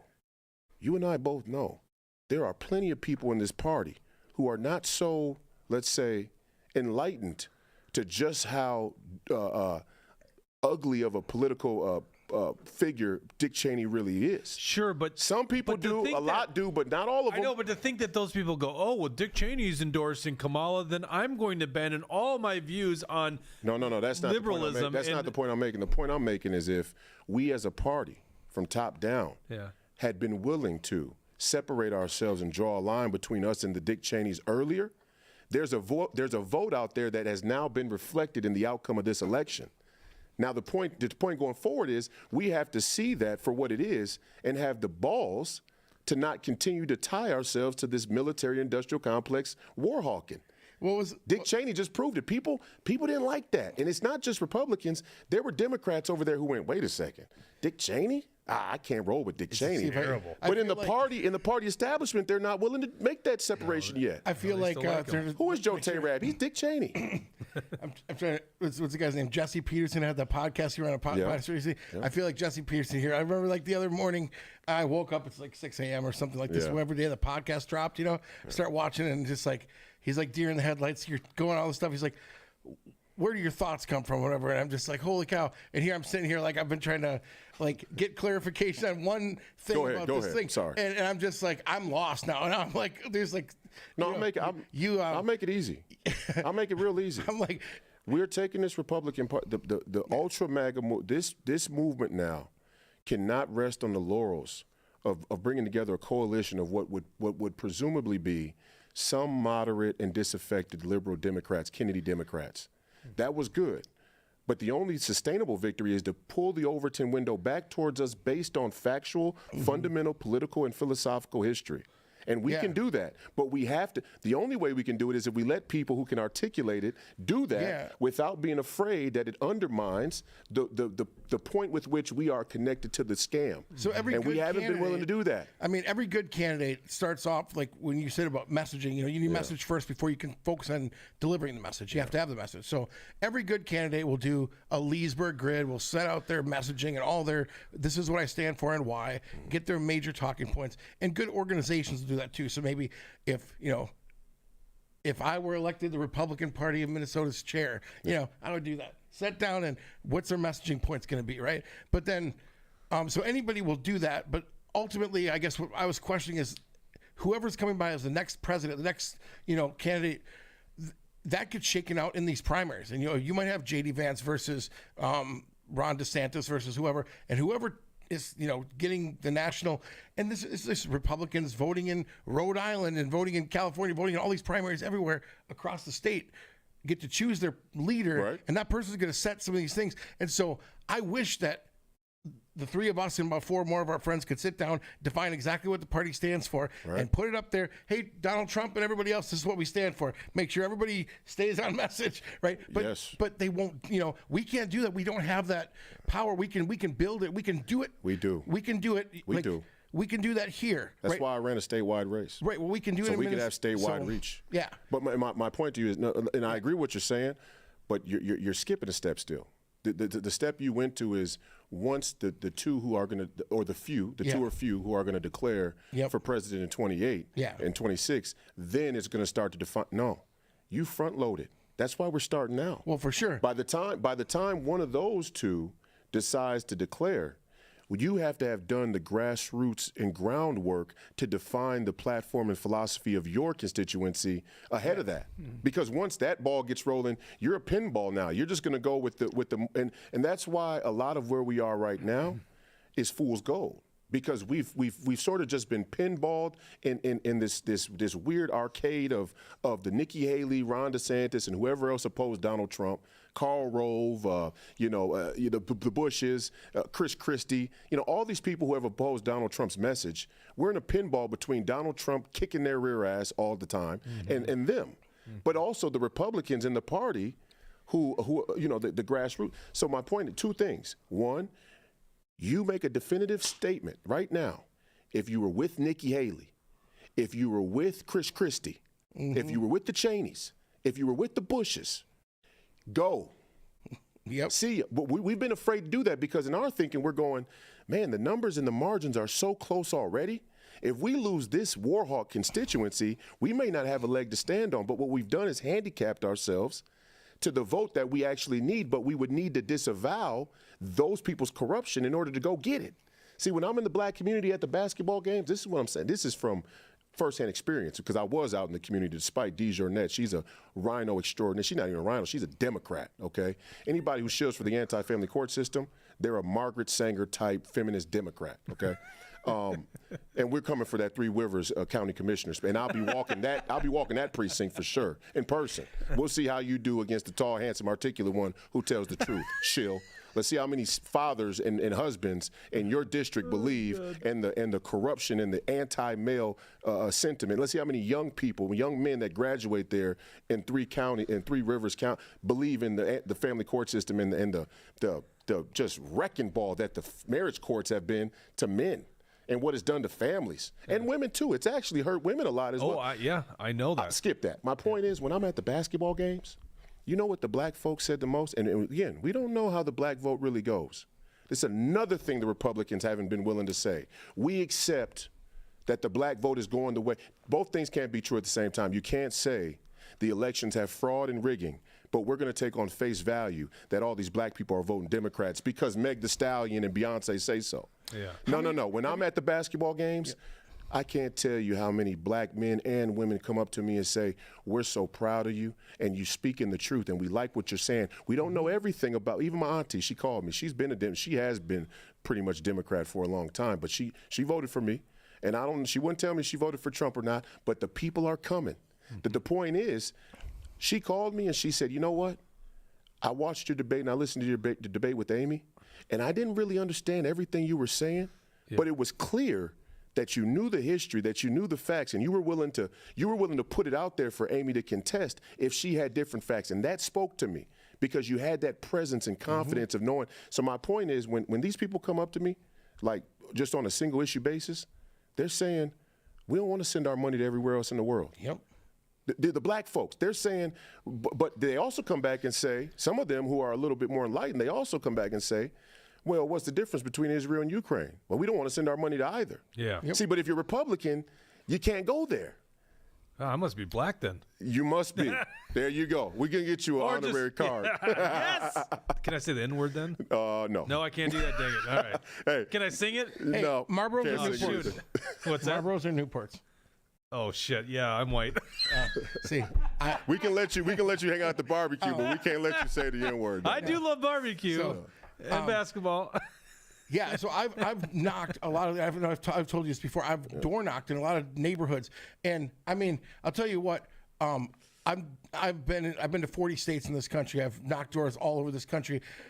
Conservative areas like Idaho, liberal cities, everything in between, and across the country, like in every state, all over the place. Generally, people don't like either party. People are pissed off. They Yes. don't like, just because people vote Republican, you're in a place that votes 75% Republican, as a lot of these places in Idaho. Oh, some of these people hate Republicans. I vote Republican a lot, and I hate most of them too. And then, like people that are, and so I've knocked North Minneapolis, I've knocked near North, I've knocked Frogtown. Yeah. You know how many people in areas that are precincts, I can show you, I'm in a precinct that votes 80% Democrat. I mean, in general, 80% of these people I'm talking to vote Democrat. Right. You know how many of these people hate Democrats? Most of hate them. Democrats. Most of them. They just hate Republicans a little more. Or they're being told something and they say, I can't stand this guy, but I'm going to vote for him. I can't stand Amy, but I'm going to vote for her, right? I saw that so much online. People were saying, Democrats, clearly they were Democrat, but actually the people who really don't like Amy are the far left contingent who view her as, as what she is. And she is pretty establishment. I mean, they got that right.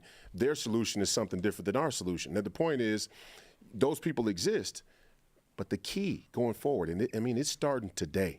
And I'm not kidding around. I'm not going anywhere. I think they thought if they smeared my name enough that I would be embarrassed and fall off the face of the planet. Right. But the more and more exposure I get to the public, especially in my own community, the more and more people are excited and they're energized. And I can't tell you how many people came to me in the last 7 days and were like, dude, I haven't talked to you in 18 months. I didn't even realize you were running. What can I do to help you? They didn't even know. This is another thing. So is this why you got 40.5%? Like what? Once again, you outperformed every GOP candidate. Yeah, I mean, running against Amy Klobuchar. Well, what is there's a couple of things. Look, I'll say this. There's a couple of things. One, I help myself by being authentic and real. And people want something real more than they want some polished puppet politician. I think that's a big part of it. But the fact that Donald Trump brought that as well. Oh yeah. So me and him that guy together, keeps it real. Me and him. But see, and again, where I underperformed Donald Trump with the Republicans is what we need to sort out first. Yep. In the Republican counties, like Donald Trump, for some reason, bring it down to the precinct and then the county. he won in Goodhue. Yep. He won in Carver. He won in, I think it was Rice, right? And Amy took Goodhue and Rice, and the point is, Sad to see that. Well, yes, we were not only talking- did they not vote down ticket, but we know the reason why. There's two reasons. Here's what the left is going to spew. The left is going to say, you see, they're white supremacists. You see, they'll take Donald Trump, but they'd rather have Amy over a black man. Now, that's not true, I don't think. It's not true. And just say the same thing. Look at all the last 3 cycles. Because those other guys lost to Amy worse than you did in those districts, probably. But the point, yeah, that's true. But the point I'm saying is this: that World War II comment for these boomers, they couldn't wrap their heads around. I had a friend. That was Amy's one attack on you, basically, over and over again. That debate is the World War II. By the way, your aunt was spot on. That was what I got from it. Is like it's tough. You got to learn a little bit more of the short talking points, 8th grade level. That's how you win in politics, unfortunately. But you also want to back that with a long form ability to, dive deep. And that's what came out of that debate is, this guy is actually read and knows a couple things, right? It wasn't even close. Amy Klobuchar, she's all talking points. If you can get more debates next time, but you can do the huge. listen. You can do the. It's not. See, this is. By the way, how much was she shaking when she was around you? She was. Is it visible? She's a little shaky, but hopefully she doesn't have any health issues. I don't wish that on my worst enemies. But the short talking points are okay. If we think, I'll give you an example. If we think there's going to be any candidate in the Republican Party in the state of Minnesota that's going to challenge a statewide federal race or a congressional district race, that's going to be given a fair shake or media opportunity, it's not going to happen. Right. We have to use the grassroots. We have to build grassroots machinery and use the grassroots machinery to build that philosophical teaching and education that we want our constituents to have. And then it'll have a ripple effect. Now, the conversations with the little platoons, at the Little League games or at the social club or wherever these people are meeting at the school in the break room, now those conversations start to change because we have shaped the conversations from the grassroots up. If we think that any candidate's going to get 3 nationally televised or even locally televised debates with Amy, Tina, Tim Waltz, Keith Ellison, or anybody else, it's not going to happen. Right. If more people had heard that debate, even though I didn't do short talking points, I would have had another 50,000 votes. Yeah. If that debate had gone viral and people had heard when I cornered her about her election integrity rhetoric from 2018. Yeah, that was good. And she was shaken, and then she totally ignored the question because she knows. Yeah. It was all facts, but again, the World War II one, and I bring it back to this because it's part of the same sort of thread in this party, the plague. I said it many months ago. I said we have a neocon plague in this party. Part of it's because there's a lot of ex-military members in the party, but part of it is the special interest in the lobby money. Honest to God, as a guy that was in the military, I don't think it's just that. I mean, because remember. What's the linchpin of our movement or our party? Yeah, I know, but I'm saying it's not the ex-military guys because I'm as anti-war as they come. True. So no, I mean in the established, like in the hierarchy. Yes, no, but it seemed like you were saying because of the ex-military. Well, here's how it goes. Let me show you. It's not us that are doing it. It's the chicken hawks like Liz Cheney. Yes, but no. Wait a second, Jake. Wait a second. Why at a state convention? At a state convention, they bring a Joe Frazier up. Yeah, well, that's Joe Frazier. But my point Jake is, Duesenberg's not that way. No, but my point is this. My point is this. Was there any people thought that it was a big deal that I won the endorsement at 68%? I was surprised that 32% of people thought that Joe Frazier was. Am I wrong? No, that's a good point. And my point is they were able. Am I wrong? No. Joe Frazier was, and see, the people watching may not know this unless you were at the endorsement process, if you were at the convention, but we were there. And we know, I don't think you were there that day, but you were there. It wasn't. Yeah. No. And you remember what happened with that speech? Yep. I mean, it was a complete dud. So angry. It was like a bomb that was supposed to go off, but never went off. It was short fuse. There's no energy. We knew what he was. Okay, what Joe Frazier was all about. Why does he bring up? But my point is, well, you're right. He's got a faction of people. He gets 32% of the vote because he was ex-Navy. And he brought Kendall Qualls up. And Kendall Qualls uses the same thing. He was military, but they used that sort of well, it's like these Christians who wrap themselves in the cloth of Christ. And I want to say this about Israel.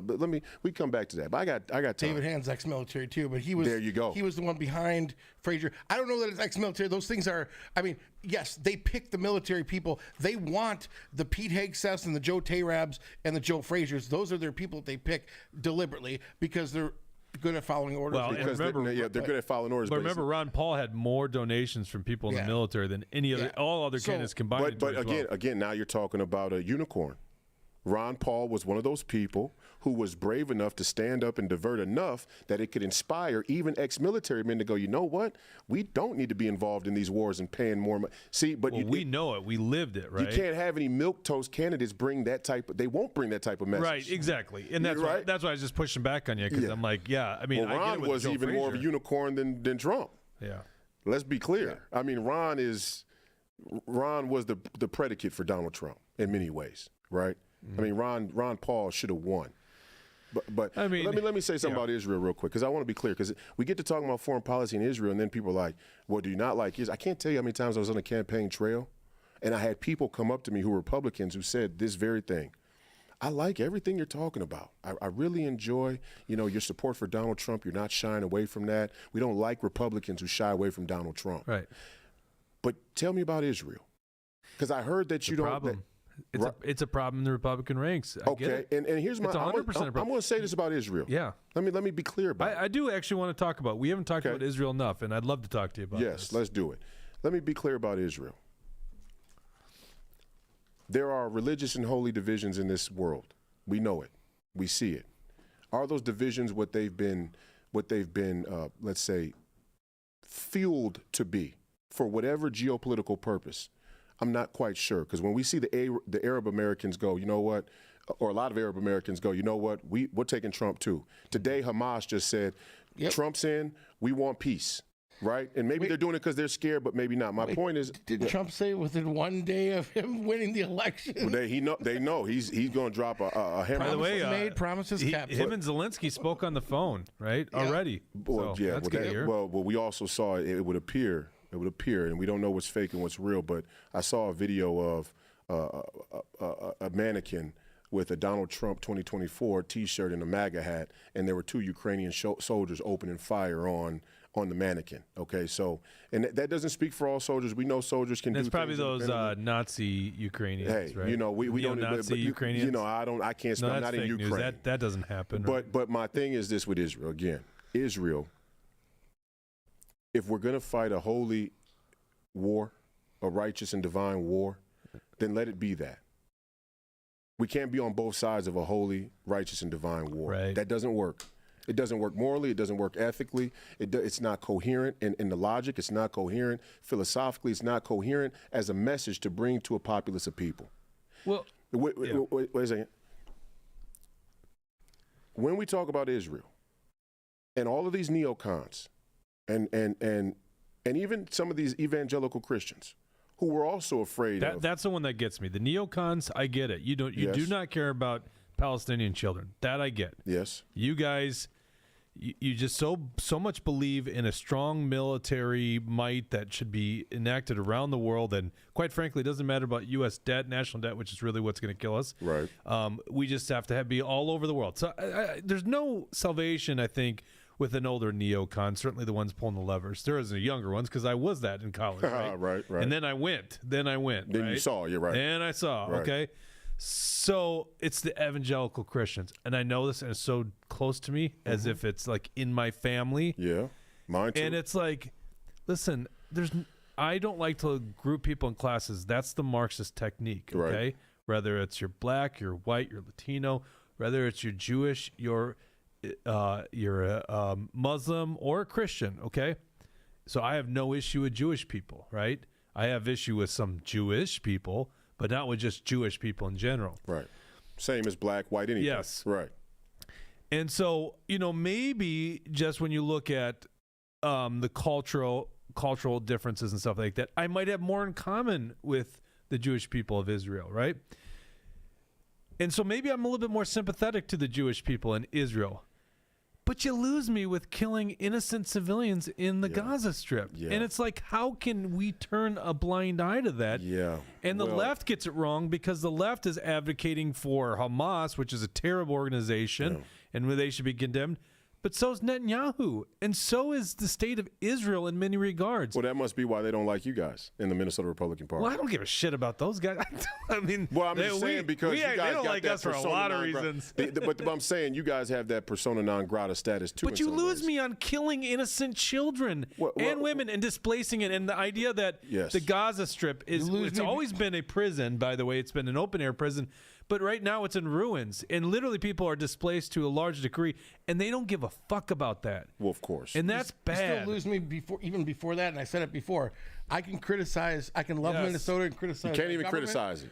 I can love the U.S. Right. I can criticize our president. Don't you dare tell me that I have anything against Jewish people or even the nation of Israel or whatever. If I criticize their government. At all. You know what I mean? We criticize Minnesota's government and love Minnesota. We criticize the United States government and love the very United good States. point. Of course, we can criticize Israel's government. Well, yeah, and if you can't criticize their government, You know who else is criticizing the government, the head of the government in Israel? Jews. The Jewish people of Israel. That's right. Netanyahu was not popular. He was going down in many regards. This war is one way to maybe save his political butt. Well, that's true, but here's my issue with it fundamentally. When you the one of the gravest sins in the Christian faith for these evangelicals is taking the Lord's name in vain. So if we're going to support Israel or fight with Israel or fight for Israel, if we're going to fund Israel, you cannot claim to be fighting a holy war when the people who are leading it institutionally openly reject the existence of God. Yep. That on face value means that you have now crossed into taking the Lord's name in vain, which is an egregious, minister's son, egregious sin. Enlighten us in the Ten Commandments when the Bible says, "Do not take the name of the Lord thy God in vain." What does that mean? What did that mean to the author of that scripture?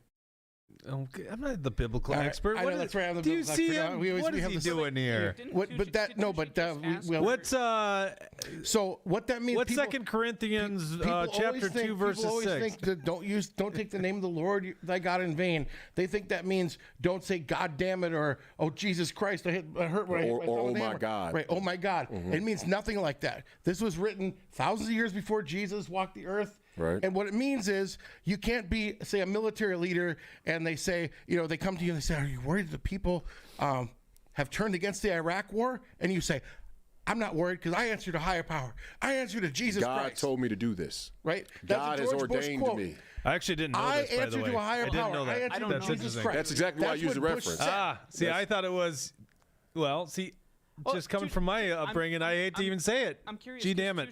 Tucci said, explain the meaning that the author meant for it. Didn't God write the Ten Commandments? So Well, it was written by Moses, but it was ordained by God. Right. Yeah. So, I mean, so it's like interpreting no matter what, but that's a good way to interpret it, I think. Whoever, I guess, if well, it's not. It's a much deeper and less cheap way to interpret it in casual common parlance. But I think in this case, it fits, and it also fits with some of our early founding fathers. You got to separate the people in Jamestown from the Pilgrims, and the 1619 Project doesn't do a good job of that. But my point is, again, we don't have to talk about the scripture, but let's just take it on face value.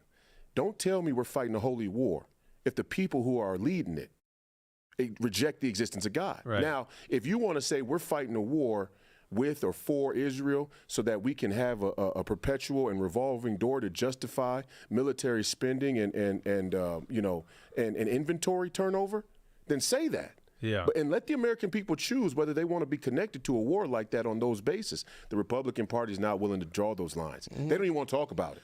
Well, I think That's why when I stood up there and said forever wars, the Republican establishment, all there in the front row, didn't like looked, that. they had a feeling it was repugnant to them that I would even bring it up. Shouldn't that be a great thing? Shouldn't we be against forever wars? You would like think. not being in Afghanistan for 20 years. Shouldn't we all be for that? Unless you're getting rich from it.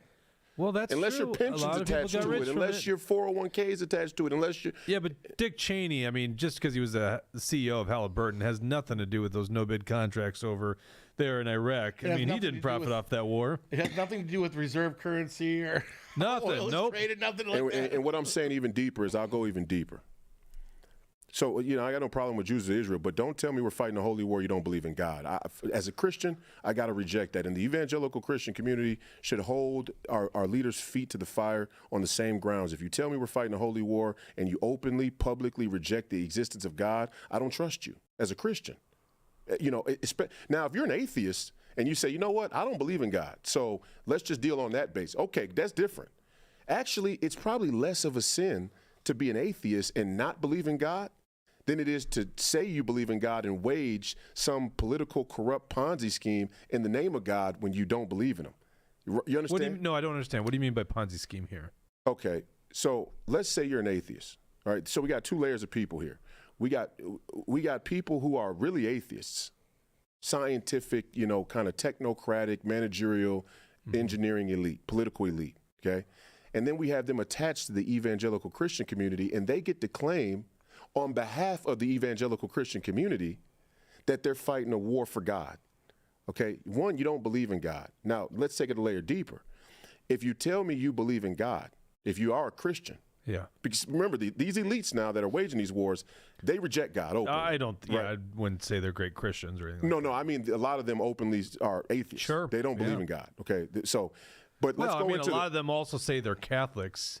Well, yeah. Okay. You know, like Okay. Nancy Pelosi, There you she's go. a good old No, Catholic. no, that's a Joe Biden's a great that's Catholic. an important point. No, Yeah, I know, right? that's the point I'm making next is if you tell me you believe in God, but you're really waging, corruption in the name of God, that's even worse than the atheist. Well, in many regards, you're right about that. Yeah. Yeah, well, scripturally, Scripturally that's it is. taking the Lord's name in vain. Yeah. That's lying on the name of God. So, and my point is, let's take it a level deeper if we can. I'm gonna do that. So, Israel is a huge linchpin of our movement. We don't have to abandon Israel. If we want to say, you know what, we're not going to let these Arab countries or these Muslim countries or whoever the enemies are of Israel, we're not going to let them just come in and genocide the Jews. We're not going to let that happen. Yeah, that'd be bad. That makes sense. Yeah. But what we're not going to do is fund both sides and use it as a way to steal money from the American taxpayer. And That by shouldn't be a fund both sides, you're controversial- talking about Iran. Is that what you're referring to? No, I'm talking here? about the entire Arab Union. Oh, okay. I'm talking about Egypt. I'm talking You're right, about it the goes Yemenis, the Qataris, the Egyptians.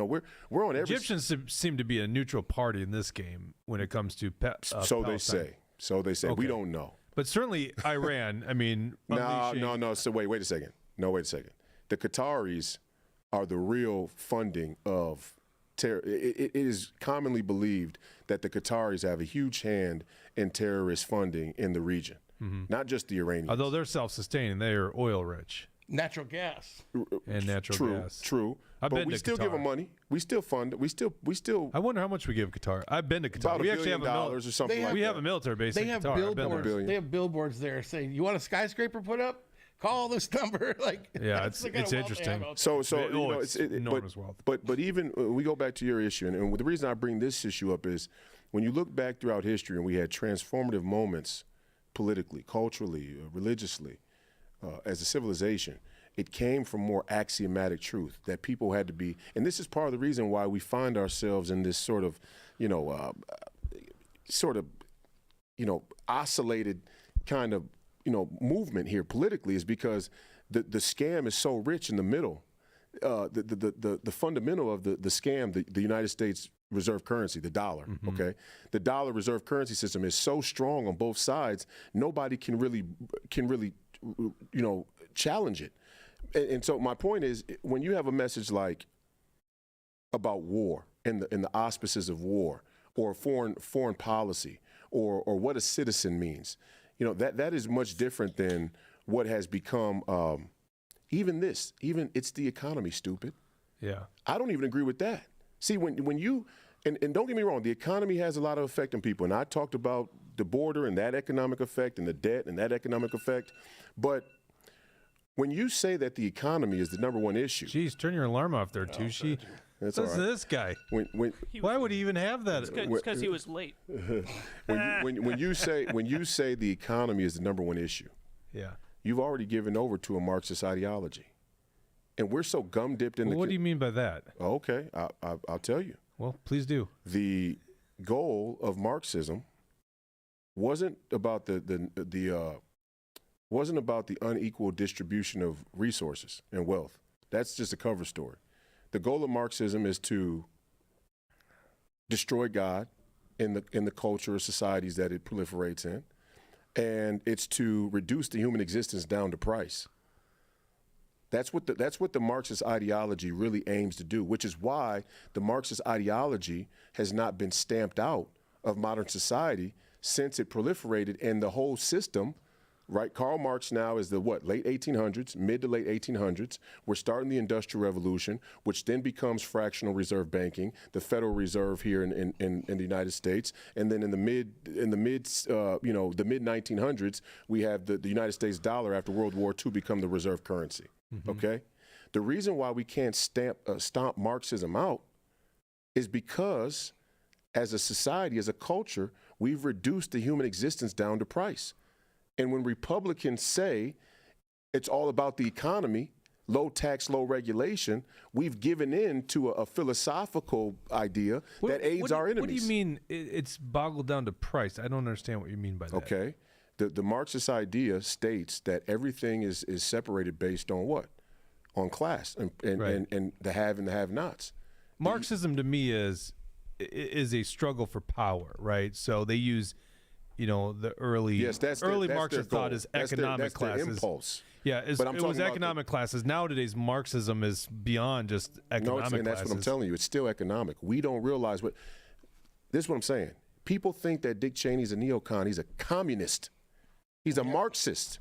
They don't get it because he's dressing himself up. He's got this window dressing of, I'm a Republican. He probably says, I believe in God, which probably few and far between. You catch him saying that on record. Yeah, but, sure he would, yeah, but that's what he says. And then all of a sudden he gets to wear this military man, and we see military as separate from the economy or from the ideology of Marx. Karl Marx wanted to reduce the human existence down to price because money is the root of all evil. When you put money above your morals and principles, above your ideas, you are bound to fall victim. You are bound to fall victim to what we in America are under. I mean, it's materialism. It's materialism on both sides of the aisle.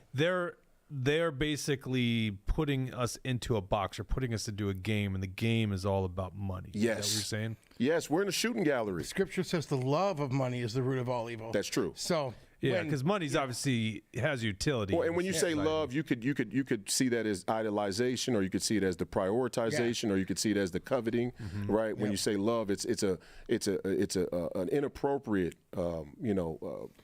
desire for money. When you got a group of peasant farmers that are like, we're one generation, 2 generations away from complete poverty, say, look at them, they have brick houses, and then they, stores take the farms away and 10 million. I'm sorry to go so deep, but no, that's fine. No, we got to separate out now. Well, this is the platform to do it in. So let me push back on you, because I don't agree with you. I think because there is utility money. I think Tucci just nailed it on the head. The love of money is the problem. Right. But money is something that has utility. We all have to feed our children. No doubt. And, you have children. I have children.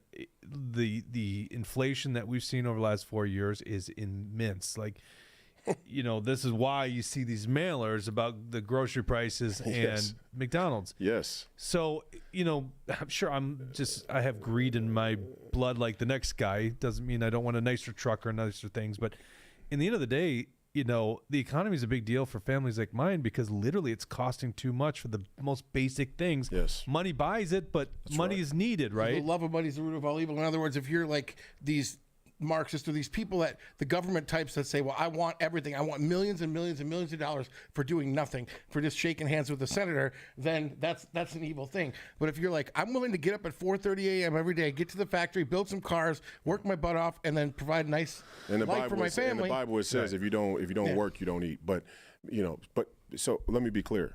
I'm not anti-money and I'm not anti-capitalism.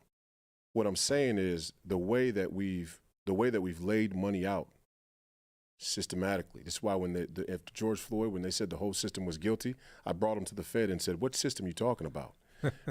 Right? Because that is at the root of it, that's the system. My point is the way that we've laid it out culturally, philosophically in our mind, it's not to say that money itself, it doesn't have use, that money itself doesn't have a place. The point is, in the Republican Party, in the conservative movement, we actually tell a narrative about money where we want low taxes, low regulation, and we talk about inflation, and we actually think that people are stupid enough to believe we could fight wars on 3 fronts in Asia and not have inflation and not have debt. I'm as big a debt hawk as anybody, but you can't tell me we're going to fight. You can't tell me we're going to fight a war on 3 fronts, the Eurasian landmass, and we don't manufacture any of our own essential goods, and we're not going to have debt. That is where we say we're reducing the human existence down to price, and even the military-industrial complex at its core has been corrupted and co-opted by a Marxist ideology they don't even realize, which is why in the end, when the hour is the darkest, Kamala Harris throws in with the Dick Cheneys of the world. Now that's very troubling, but Dawson, I got something even more concerning. Is there a failed candidate in the green room? Look at President Trump up there. He's been missing the top comment there. What is he? What? Touche, I'm eating your wings. Oh, is he really here? I don't know. That's what I'm questioning. Oh, interesting stuff. So did I Dowdy's explain? there. You would have stopped by. You would have said hi. Did I explain it the right? Did I explain it? I think you're taking I think greed and this lust for money way predates Marxism. So I think to paraphrase, so I don't agree with Jesse you on that. Peterson. Explain it to me like I got nine vaccines. to don't. I'm going to use a different one, but Let's say explain it this to way. me. Well, like and this is my point though. vaccine, This is also my point. because I think There's a reason why. When the mainstream conservative movement or people who are walking the streets and grassroots, when you say you're Christian, I'll give you another example of where we've gone wrong, egregiously wrong. When you use a Christian conservative platform, like we do in the Republican Party, you draw upon that Christian conservatism, and then you say that there's a message that's too deep for your average person to understand, you're in rejection of Christ. Christ talked deep.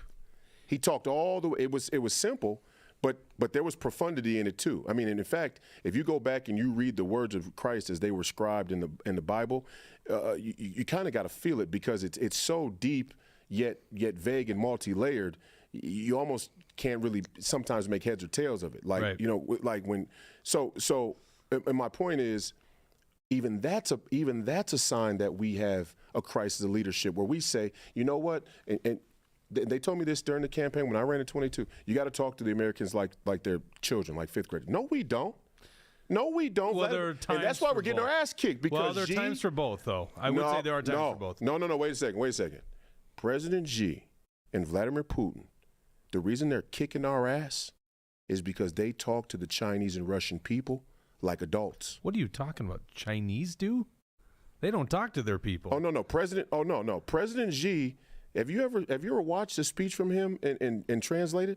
No, I don't translate the Chinese. I don't. No, they don't. Well, you better do some they're not opposition having research deep, dark there. conversations over there. So Vladimir Trump versus Kamala, Trump versus Biden, Trump versus Clinton. Who's talking like an adult? I mean, everybody's Trump. drumming it down. I mean, kind of, but he deliberately he's his vocabulary, his ability to speak to a deeper level Yes. is much closer to yours than the way he speaks. You know what I mean?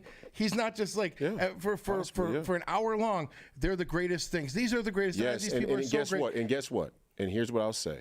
With all due respect to President Trump, and I support him. Listen.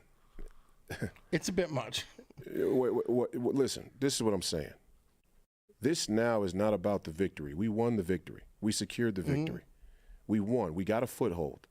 To save this republic, we are going to have to push the leadership, the philosophy, the spirit of what we're trying to do to another level. If we rest on our laurels, we lose again. Because yes, so we have 100%. to inspire, and so even me as a rising voice in the movement, young guy, I don't know half as much as Donald Trump has forgotten, but I can tell him this: the rhetoric that won and that built this base and this coalition will not sustain this country. Understand what I'm saying? He won with that. He was able to galvanize a movement with that, but that isn't movement going to can die quickly. You're 100% and it will right. die with him if he can't deliver it the exact same way that he's been delivering in his. And he needs allies. And this is what happened in 2017 to 2020 is a lot of the coalition became complacent, and that was a big problem. And we can't afford to have that happen. So I love what you're saying. What do you want me to What's look the at? last question? Asked Royce. Trump's blocking it, but I think favorite books. Favorite books. Yeah, Oh, is this Bridget? I think so. Bridget. Favorite books. You got to go read. History books, it says. Some of your favorite books, and then more specifically, what are your favorite history books? Yeah, well, some of my favorite books. You got to go read The Rise and Fall of the Roman Empire. The decline and the rise and fall of the Roman Empire. You got to read The Revenge of Geography. You got to read The Devil's Chessboard by Zygmunt Brzezinski. That'll give you a great grasp of where he was coming from with a lot of the foreign policy we still have today. Obviously, the Bible is a go-to. Not enough can be said about how much you can get out of there. I love Milton Friedman right now. Oh God, he was great. Milton Friedman was a national treasure. He was awesome. And why So don't we run? well-spoken. And why don't we run his clip still? I mean, why do we have like this kind of roadblock in our politics where we don't want to go back and draw on the people who had it so spot on. It still translates today. We should be running Milton Friedman's clips about free market capitalism like there's no tomorrow. Yeah, I mean, every once in a while it shows up on my YouTube feed, and then I watch a clip, and then it keeps coming, and then I go down the rabbit hole, the Milton Friedman rabbit hole, because there was so much content. He was a good writer too, There's but so many eloquent in how he spoke. Yeah. There's so many ways to think about this hypothetically in terms of winning elections and whatever. But like when you're talking about building a movement stuff, Ron Paul did a fantastic, amazing job of building a movement. But he wasn't the he wasn't an intellectual. He wasn't the perfect He needed a suit that fit him. They were always too big. Well, when you look, professional advertisers, and there's a lot of politics that is borderline. I mean, it's mostly propaganda and messaging. I mean, if we work in advertising, it's not. Some people drive Ford trucks, Chevy, Dodge, and it's not an evil thing that Chevy has like a rock and Ford has built Ford tough. Well, why don't they say? Why don't they have 18-page ads with every feature that they have? Because it doesn't do anything. Like right. But sells more trucks to say like a rock. Wait, Tush, you're saying this isn't a good political mailer here? Like no one's reading this? Republicans, no one's How reading this? many of those mailers Like, actually end up in the trash? Yeah, it's like, but this is the rule. Is you got 3 seconds for someone to read and get a message millions of dollars across. to put a full-page ad in a Time magazine and it says Tucci, like wait a a second. rock. But Tucci, wait a second. Now you're conflating, and this is what I'm saying. You're conflating the process of marketing in a consumer market in a materialistic industry with politics. Politics was always supposed to be more spiritual than it was industrial. And the problem that we've had is, if this is all the way back to the days and this is a sin that we carry with us from the earliest days of the post-Christ era, if you're a Christian.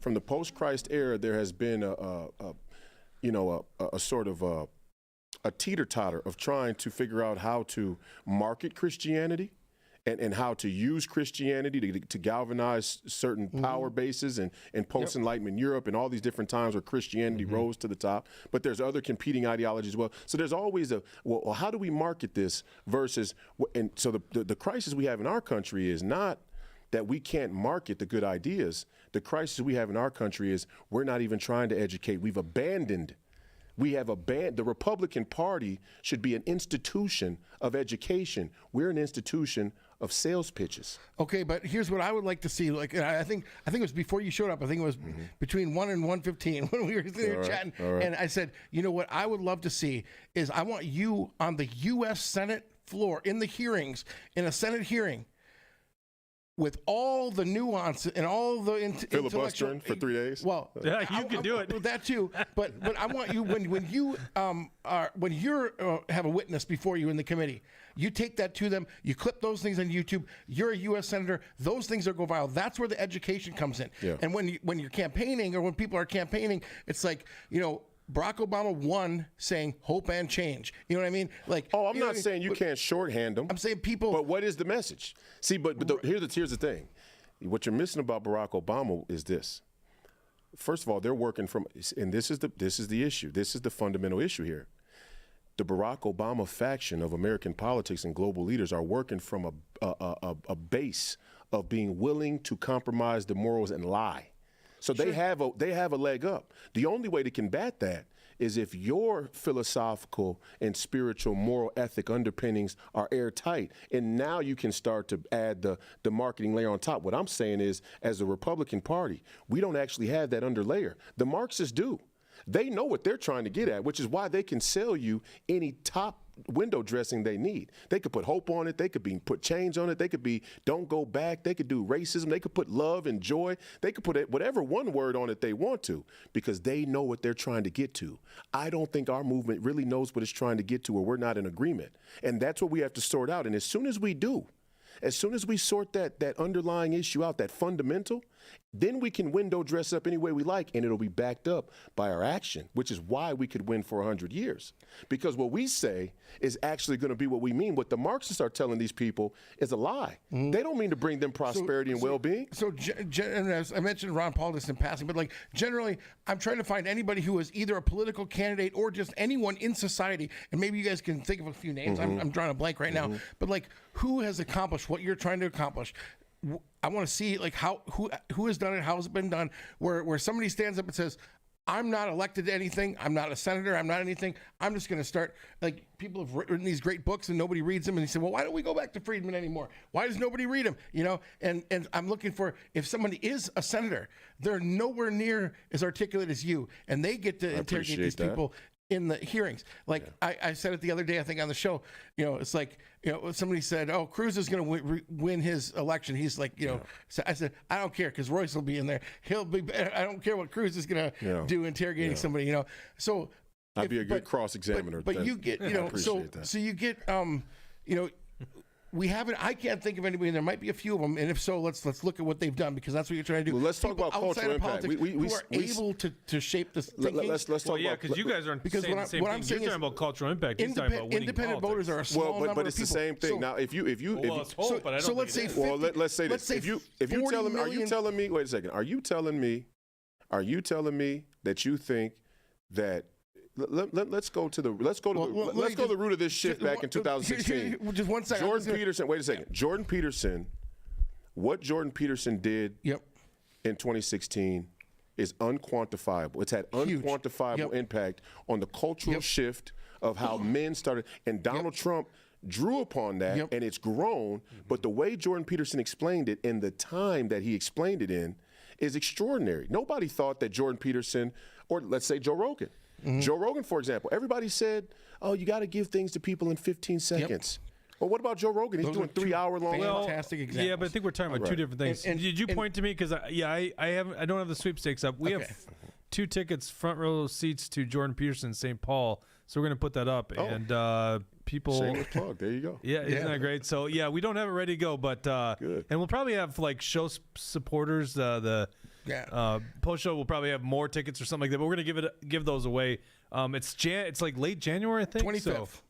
25th. So we're going to put that sweepstakes up. St. Paul, 25th. But no, I think, can I just referee here a little bit? I feel like you guys are talking about the same thing.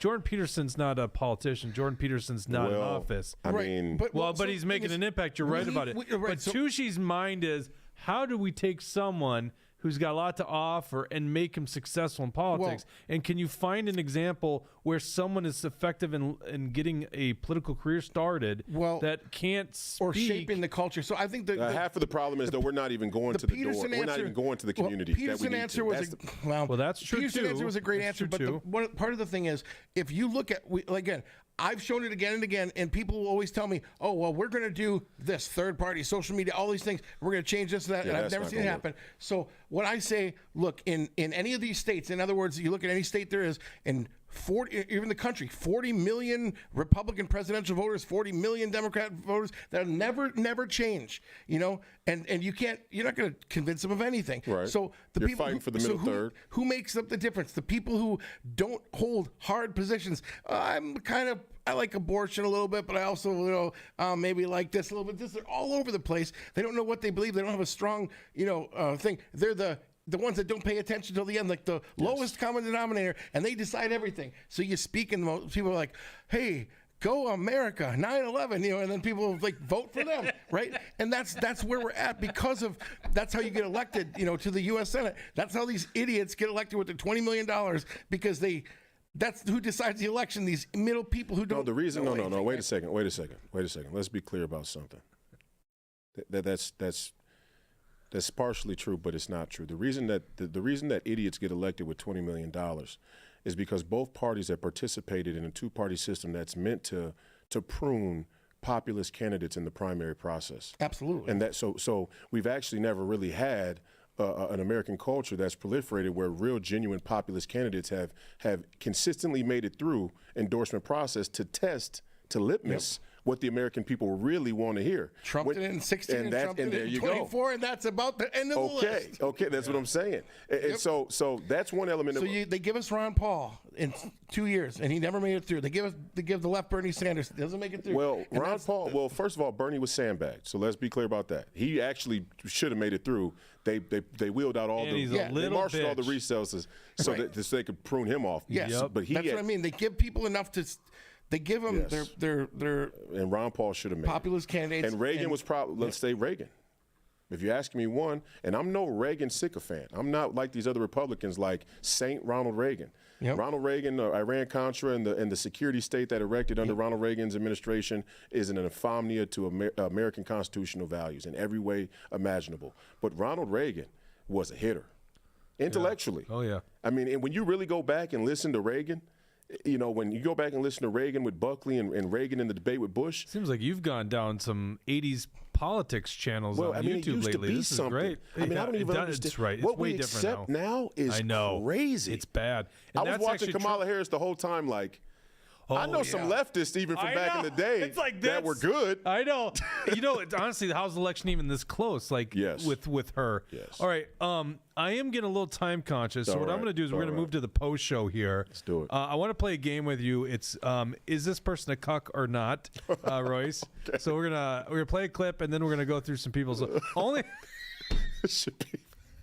Only for our subscribers. If you're not a subscriber, you can go on Rumble and click on join. Otherwise, you can go to Truth Hurts News and you can go there. You want to start doing it now because and it's Here's $8 the a month. beginning. Thanks a lot, Jake. David This is Hand. the beginning of the end of my 26 campaign. No, it's right not. here. No, we're On propelling. day one, I'm taking myself because I can't use the word cuck. But The go ahead. easiest one. No, this is well, the this is post the show. post show. All It's right. the best. It's the greatest fans. They'll right, good. They'll forgive you. And by the way, the first one's an easy one. Okay. Um, I'm getting in trouble here, but that's okay. we'll So the continue this conversation there. So the What do you people in got? the post show can comment, and they will ask who's if the cuck or no cuck or whatever. Yeah, and yes, and we'll get your input. And in the post show, if you guys, I know we didn't get to a lot of questions. I only think we had one Rumble rant. That's I apologize. The Rumble rant's I a way to apologize. distract us, get our attention. So if you ever do that, if you really want a question being asked or something like that, do that. But in the on locals for the post show, we'll definitely read yours. We couldn't do the show without our great sponsors, Warren Wessel of Keller Williams Realty. If you're looking to buy a home or sell a home, give my friend Warren a call.